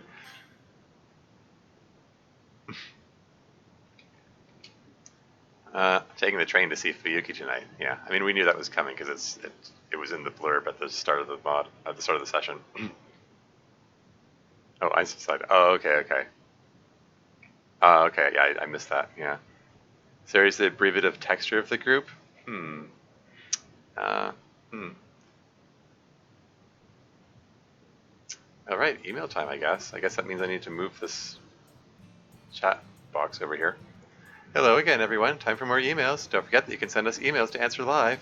Send them to lit.club.press.monk@gmail.com. We try to get to just about every email sent to us, but we get a lot, so be patient. Without further ado, let's bring up the first one. Sayori? So why are you eyes yellow? Does that mean you're a Sith? When Anakin became a Sith in the third prequel, his eyes turned yellow, so you're like a Sith, I guess. That's referring to MC, presumably.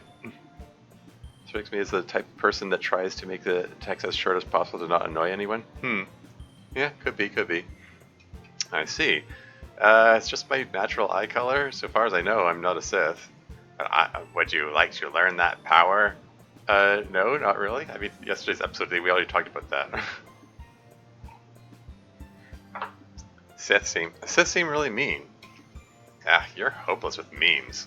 Let's see the next one. Hello there, General Kenobi. Another Star Wars reference? General Kenobi. I just wanted to check up on everyone after their summer break. I hope you all enjoyed it as much as I did. Anywho, I have a couple of questions for you lads. It's nothing too fancy. One, for MC, if you were to play Left 4 Dead, either 1 or 2, with any of the club members, which one would you pick? For Natsuki, I might recall that you mentioned that you liked the Doom games. Out of all of the Doom games, which one is your favorite? I would personally say Doom 2. Yeah, that's a good one. It's very retro, the 90s. I remember those days. For Monika, I am trying to work on a mod, but her castination motivation is seriously being a pain for me. I just want to know if there are any good recommendations to absolutely destroy these two. For Sayori, MC suddenly dies. How would you react? Oh, that's rather grim. Very morbid. For Yuri, what do you think about the movie Monty Python and the Holy Grail? Why are you asking Yuri that? Well, I guess that's all for me now. Hope to see you soon. Engineer. P.S. MC and Suri, I totally ship you too. 2 in a row for you, MC. Depends on why I'm playing. If it's to have fun, then I'd play with Sayori. We'd probably get really giggly and we'd have to go back for each other all the time. I know you come back for me, MC. Yeah. If I were just about cold, hard victory, then I'd have to go with Natsuki. Yeah, I can see that.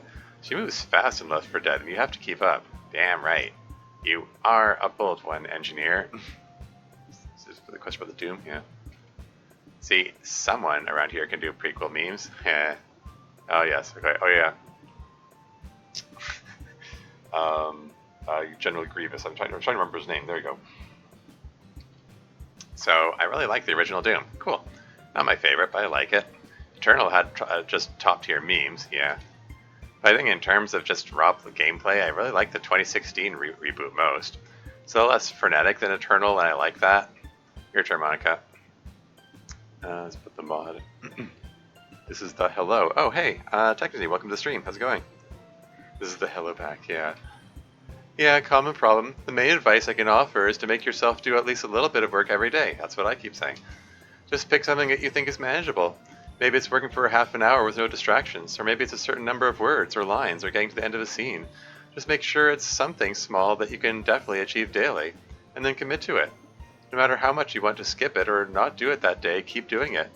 And if you feel like you want to do more, great. Good question. Next part for Sayori.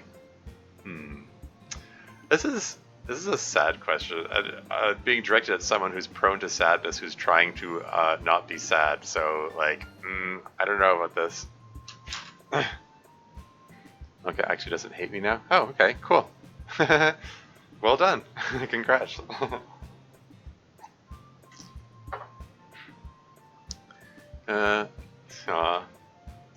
I don't know. I want to say that I would be really sad for a long time and try to keep going, but I don't really know how I'd react. Whoa there, I'm not going anywhere. You don't have to think about this too much right now if you don't want to, Bun. Let's just focus on a happy topic. Okay. I'm okay with it. I'm not the big Monty Python fan around here. That would be Monika. Oh, really? And as I understand it, Holy Grail is not her most favorite thing by them. Yeah, it's okay. It's just so overly referenced that it ceases to be funny in its own right. I'm resisting the urge to make Monty Python references. I'm just going to go on. That makes sense. At this point, it's just a movie full of quotable, memorized moments. Yeah. Yeah, true. Getting pretty late, might do some work done. Got my paycheck, you know. Cool. And go to sleep after emails. Okay, cool. Instead of the random anti-humor it was originally meant as. Yeah, exactly. Good questions, Engineer. Thank you for shipping us. I ship us too. Hee. Hey guys, I've been watching for a little while now and absolutely love all the shenanigans y'all get up to. Anywho, I have 2 questions. First one for everyone. In the last episode, Yuri gave Sari The Hobbit.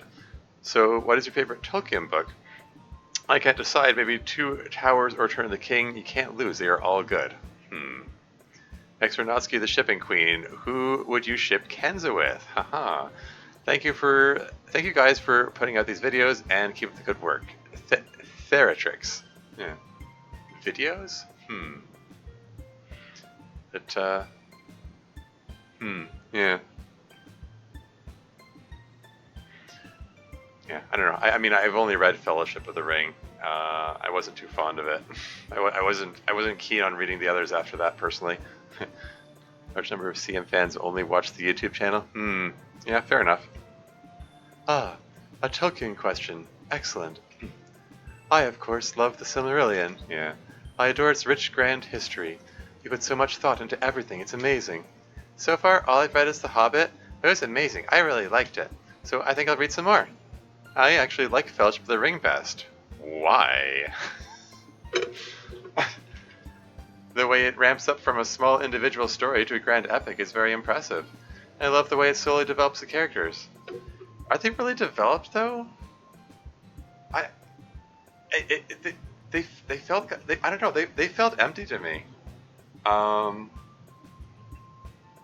Like that's the thing that I like. The movies, the Lord of the Rings movies, like really brought the characters to life. Like the way they are in the book, they just feel really flat to me. Oh well. Think experience the characters. What? Some of these emails make me think they're talking to the actual Dokis. No hate to them, of course. Yeah. Oh no, I've commented on that a few times. I mean, obviously it's roleplay, but I really feel like some of these people don't realize it's roleplay. So maybe a Key and Peele reference? Okay. Yeah, anyway. It slowly develops the characters until by the end you barely notice that they're becoming these epic heroes. My favorite is Return of the King. I just like the grandeur of it, kind of like what Yuri was saying. But with the characters I already know and love, I guess. What about you, Natsuki? Oh, I never read them. According to Storm Cannon, she at least read Fellowship of the Ring. Look, Yuri looking scandalized over here. Just seen the movies. You haven't read any of them? You can't, but... later, Yuri, later. I think you broke her, I think you broke her, Natsuki. Anyway, finishing out with the second part of this question. Kenzo is a tough call. He's hot as shit, but you'd have to have the right personality for him. I'd say Tamari, but you probably have no idea who that is. I don't know. Hasn't that name even come up before? Honestly, of all of us, Sayori probably is the best fit, but I sure as hell don't ship them. Hope that answers your question. Hi, for everyone. I hope everyone is okay on your side. It's been a while since Monika's birthday. Hope it was a great day, by the way. Quick question. What's tips you can give to a beginner in poetry? I started this year and it's kind of hard sometimes. Oh yeah, I forgot to note their birthdays. Like a couple of weeks back was supposedly Natsuki's birthday, and it happened during my stream, and I neglected to mention it. So, oops. Happy belated birthday to her, I guess. Yuri taking emotional damage. Haha. Yeah. He has never been introduced now. Yeah. Stay safe in there. You guys are really important to a lot of people and are really important for me. I wish we could find a more easy way of communicate than mail, but that already better than me or the players just watching. For Natsuki, so I know that a sensible subject. I know that a sensible subject. So keep in mind that what I say here is just something that you can consider. So that you consider using an electronic cigarette. How to see. From what I know, you can chose the nicotine quantity to none and the flavor, and it do not reject other thing that water's vapor and the parfum. Okay. So if you do consider to stop smoking, it can be an alternative. I apology for any syntax error and the like. English is not my native language. Yeah. Very cool part 2. Yeah. I'll give you a second to read this. Poetry advice. I would say that the best tip for developing your own voice is to read a lot of poetry to start. That'll give you an idea of what's possible. What kinds of things you like and dislike. Like, think to yourself, even here in our little club, do you like some of our poems more than others? And if so, why is that? What is it that makes you enjoy a poem? And hopefully that will help you develop your own voice. What do you guys think? I think it's important to write about things you know or feel yourself. Like, even if the poem is about something you've never seen or experienced, the poem won't be very good unless you tie it to something you do know really well. Yeah, there you go. I guess that's why all my poems ultimately come back to stuff I've been through or feel like. I wouldn't know how to make it good otherwise. Ask yourself the question, why am I writing poetry? I write it to make a point. So all my poetry is structured so that the point is very clear. So I guess write it so that you accomplish whatever you set out to do in the first place. I guess that's not very clear. You probably expect me to talk about vocabulary, but really, I think that for someone starting out, form is important. Oh, is this where her infamous punctuation speech comes in?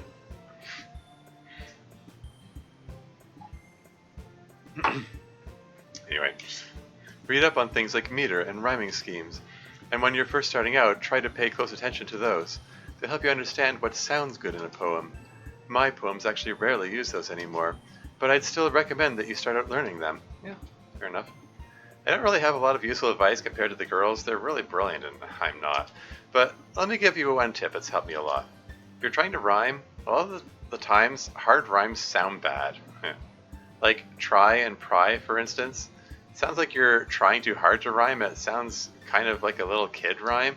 Instead, you want to try using soft rhymes, like maybe try and guy, or even looser, like soft and cost. Those make your poem sound a little more sophisticated. Okay. Punctuation speech, yes, but that's not here? Okay.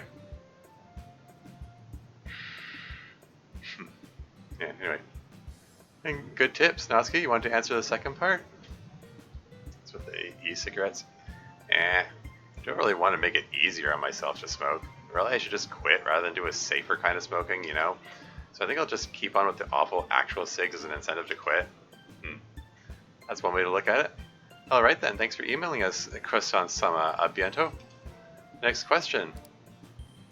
Natsuki, if you had the choice to permanently change your hair color, would you? What color would you want your hair to be? Yuri, how many numbers of pi can you name off the top of your head? Don't flex too much, let us know, lol. I know 3.1415926535. That's as far as I know. So is that 10 places? Anyway.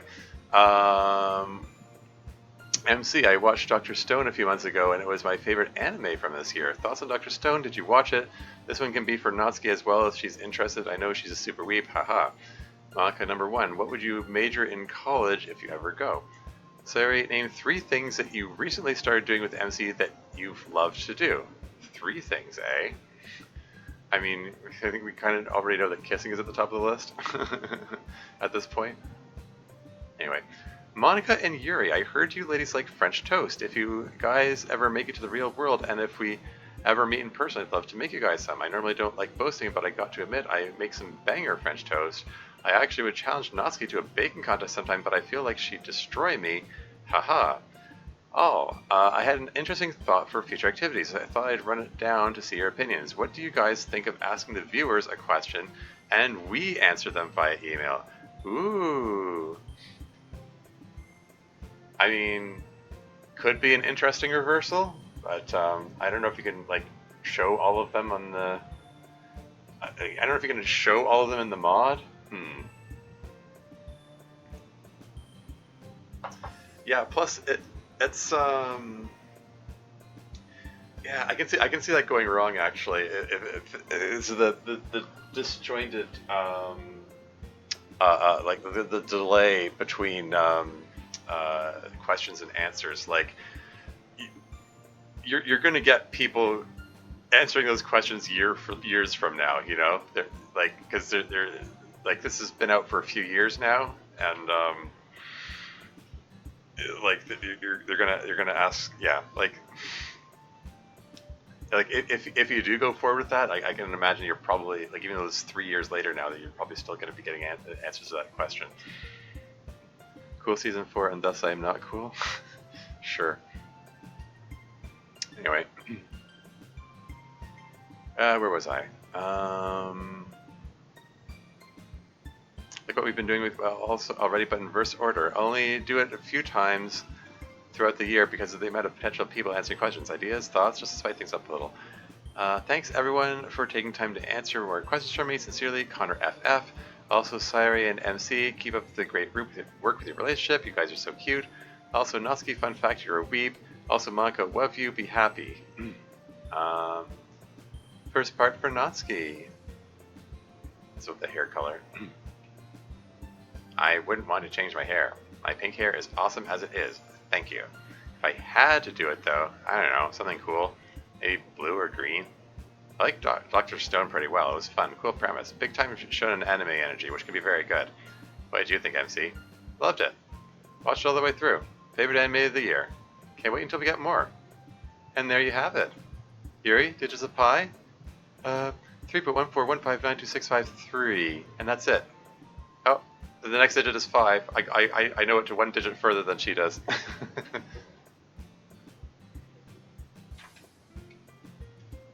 Not bad. I'm still not sure what I'd major in. Obviously computer science would be very appealing, but I'm also interested in the physical sciences, and political science too. I guess I'd have to get there and see what appealed to me the most. Ooh, I like this next part. Which, oh, three things. Oh, yeah, of course.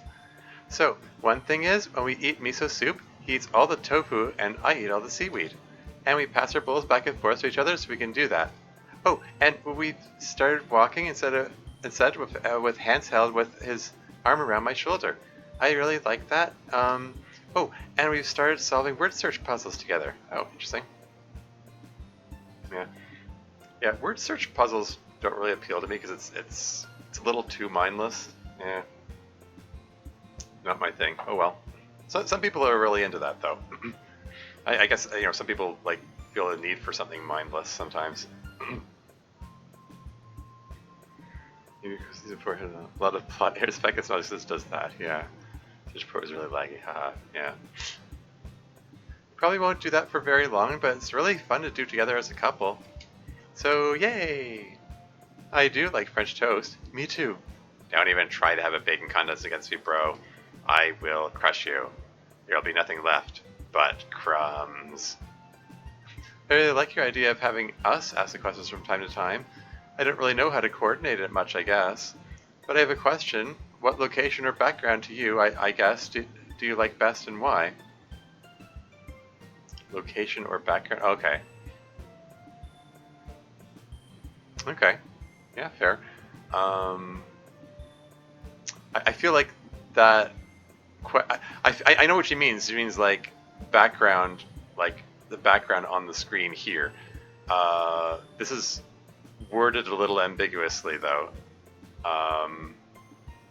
I feel like she should have said what location, like in our world, do you like best?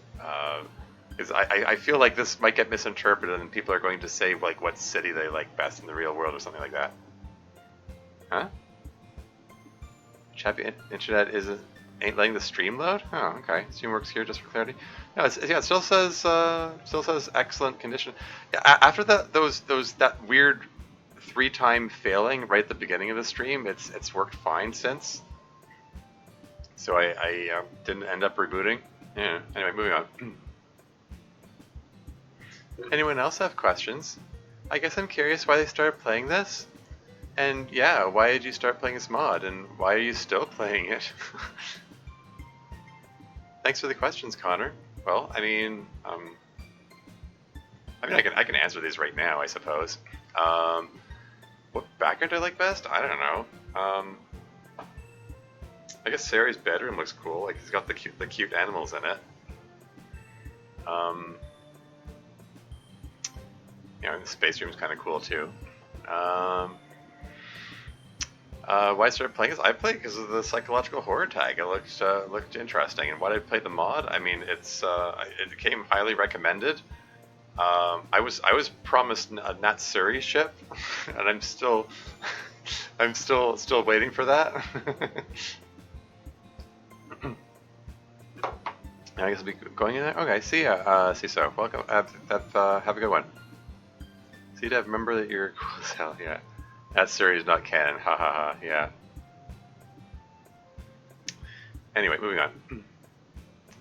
Thanks for the questions, Connor. Wait, what would they mean about my hand? Hmm? Sorry, I missed something.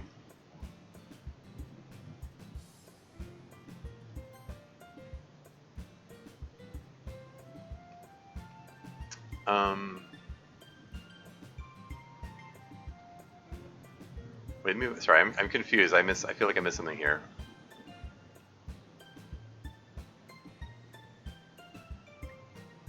Sorry, who said what about Yuri's hand? I'm confused.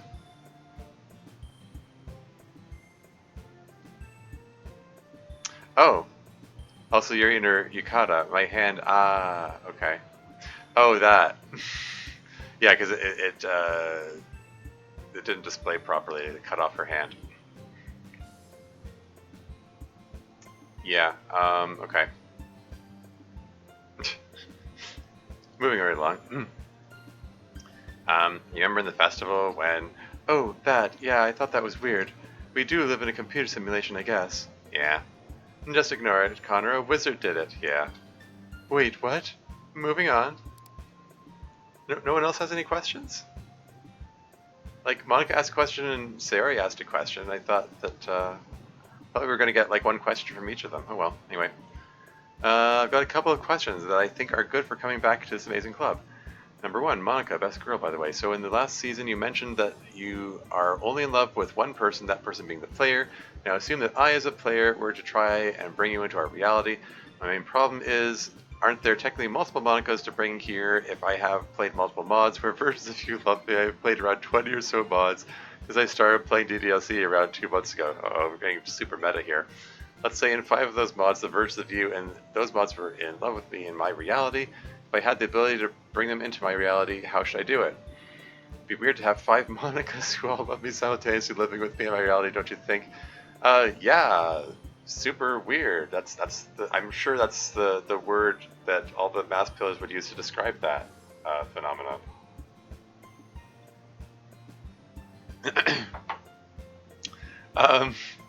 Or is there a better way to go about this? Number 2, Natsuki. I just want to let you know I tried those peanut butter chocolate kiss cookies from this mod you made. They're absolutely amazing. I understand why you are the absolute master of baking. Now, seeing as I can't praise your culinary skills all day, I must move on to my question, but it's good, I'm sure. When is the next episode or mod of Baking with Natsuki? I must know. That was in yesterday's episode. There must be a delay. That's the problem with having, you know, the characters in the mod ask the questions, because there's a delay. Anyway, sorry for the longish questions. Anyway, I will return with more questions soon. Until then, refer to me as the one whom I see myself as. Call me the Ink Demon, or Bendy if you dislike saying Demon. Ink Demon. Email timeline. Yep, not a lot I can do about that. Yep, exactly. Let me see. That is a hard question, Ink Demon. Obviously, you should pick me. Yeah. But honestly, I don't know. I guess you'd have to pick. If you really, for whatever reason, didn't want 5 adoring Monikas around, best of all would be to merge all of us. We'd all have our experience and memories, I guess. If you really had to choose just one, choose Act 3 or 4 Monika from the base game. Wait, Act 3? She's asking us to pick the one where she'd killed all her friends and was happy about it? Oh, indie game crossover, that's an idea, merge all of them? Anyway, she needs it the most. Anyway, on to Natsuki's part of the question. Have no fear, my good buddy Ink Demon. Baking with Natsuki will return. Obviously, we already had Baking with Natsuki 2 last week, so I hope you enjoyed it. Not sure if I'll make a sequel. People do seem to like me teaching them baking recipes with zany antics, so hey, why not? And there you have it. Thanks for your emails, everyone. And again, if you've sent us one but it hasn't been answered yet, be patient. With only a few exceptions, we will get to everyone. Alright, time to wrap up. Anyone need a ride? Nah, I'm catching a bus to the train station anyway. Going to visit Fuyuki. Yep, you mentioned that. Send her our love and regards. I will. See y'all later. I know this feels like we're heading towards the end. I just need to, I need to go use the washroom really quick.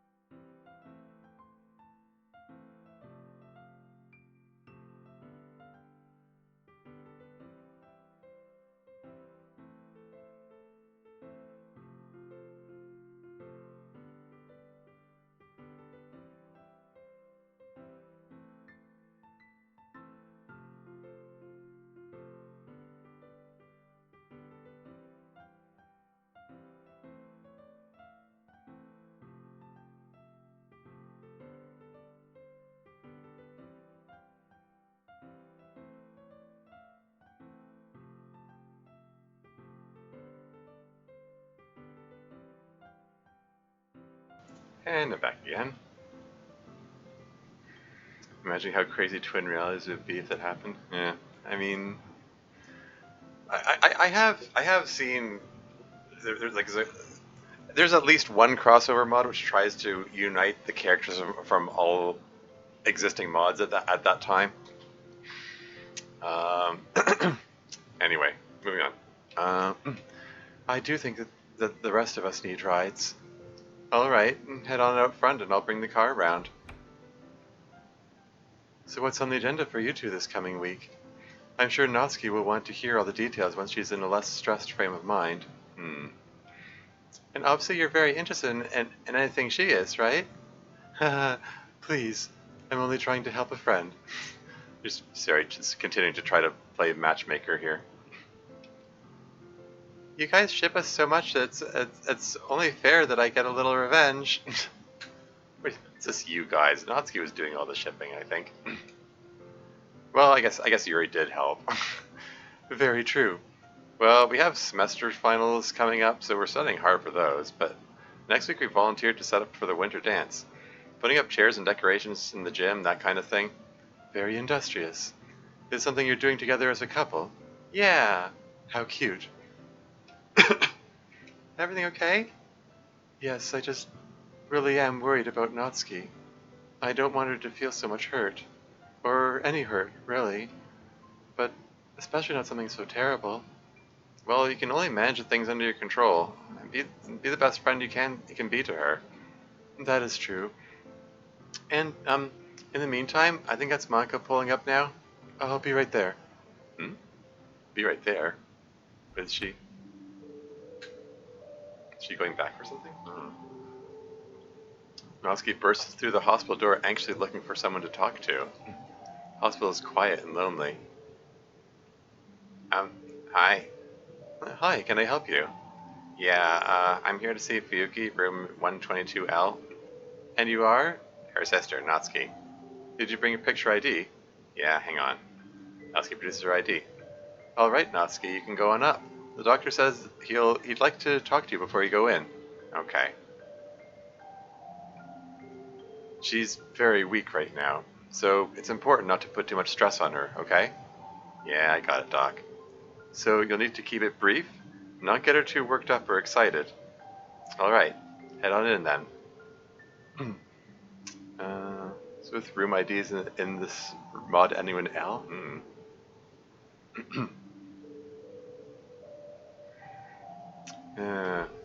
Okay, here we go. Natsuki stands over her resting sister. Is that you, babe? Yeah, it's me. How are you, sis? Oh, we seem to have fallen upon evil times, Natsuki. The doctor said I wasn't supposed to get you too worked up. Oh, who cares what he thinks? What, I'm going to die slightly faster because of it? That's the price of having a pleasant time with my dear sister, and that's well worth it. I'd rather have that than have you quietly looming over me going, oh, woe betide us, cruel fate, or whatever. Please don't die. Doesn't seem like I have much of a choice, babe. It's just a question of how we're going to use the time we have. Just like normal life, really. I don't want to. Yeah, me either, kiddo. You'll be alright. You're very strong. And you'll need to be for your friends and for mom and dad. They probably won't take it well. Yeah, probably not. Why do I have to be the one who keeps keep their shit together for everyone else? Yeah, I mean, it's kind of not very fair. um, I like the use of the bold I, by the way. There are a couple times in my mod where I used italicized I, and it looks weird. It looks like a slash. I think I'm gonna do that. I'm gonna make it bold instead of italicized. That is a good idea. Good idea, Dev. Just going to resume talking about now about unrelated topics. Sure. Yeah. Okay. I'm sorry. Those comments in the chat are making me a little concerned about something dramatic about to happen. Anyway, moving on. I have to be the one to keep their shit together for everyone else. Can't be pissed off or upset or freak out because I'm losing you. Yeah, I mean, it is somewhat messed up that Natsuki is would be the one expected to keep her stuff together when you know, her parents are older than her and therefore obviously have more life experience, and theoretically you'd think they'd be better at keeping their stuff together. But it's okay. It already happened. Oh, okay. Okay. Of course you can, babe. Who the F wouldn't? But to the point of why you have to keep your shit together, like I said, you're the strongest one. Definitely stronger than mom or dad. Not you, though. Well, yeah, I'm pretty badass. Now, let's play checkers or something before it gets way too fucking effing sappy. Whoops, that slipped out. Sure, thanks, S. Playing checkers? That's all for now. Oh, okay. Be sure to check the credits text file for all asset credits.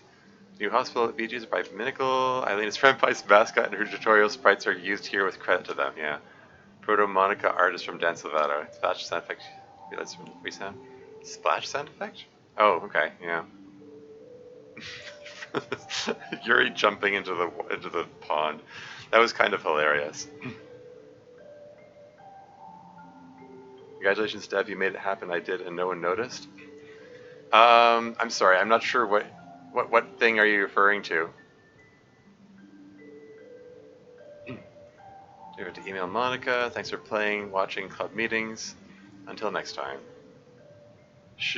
Don't worry about it. Okay. Hey, this one properly went back to the menu. Okay, cool. Well, okay. I mean, I was. Oh, I forgot to put this thing back. I was expressing some chagrin about the fact that like all the episodes have downer endings, or at least most of them do. That was at least less of a downer ending than the last one. I mean, yesterday's episode was kind of like Fuyuki's like feeling like she has to suffer alone and doesn't want to bother Natsuki, which was sad. And here Fuyuki got to talk to Natsuki, so there you go. And like it's still kind of sad, but they're gonna try to have fun together anyway. So yeah. Um, and the cursed shipping mod was interesting. Yeah, good times, good times. But I do need to get going. I don't know if is anyone worth rating. Let me just take a peek here. Cursed content. Go sit that house. Yeah, I know. It's kind of funny. Like it's looking like they're I, there are housekeeping tasks that I have to attend to over there, including like watering plants, and it's looking like it's gonna rain anytime. So it's like that's good chunk of the watering taken care of. Like, yep, all those backyard plants are taken care of. Just the indoor ones I have to worry about. But yeah, just looking through my list here. Nothing of interest there. But what if I do a search for Doki Doki Literature Club? Who's streaming DDLC right now?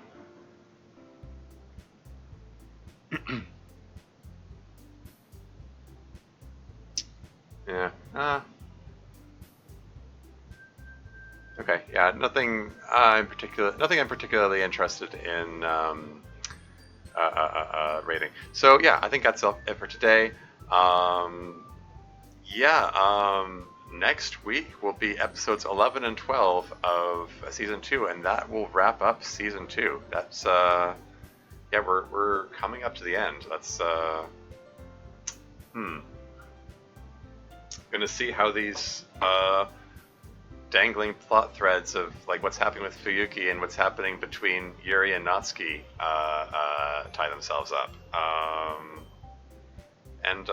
Yeah, and then the week after that, we'll find out what that so-called, maybe we'll find out about that so-called Natsuki quest I keep hearing about. But yeah, the thing, the coding thing that Monika kept alluding to seemed very ominous, and I have a feeling it's going to play a big part in the next couple episodes. We'll find out, I guess. But yeah, that's all for now. Until next time.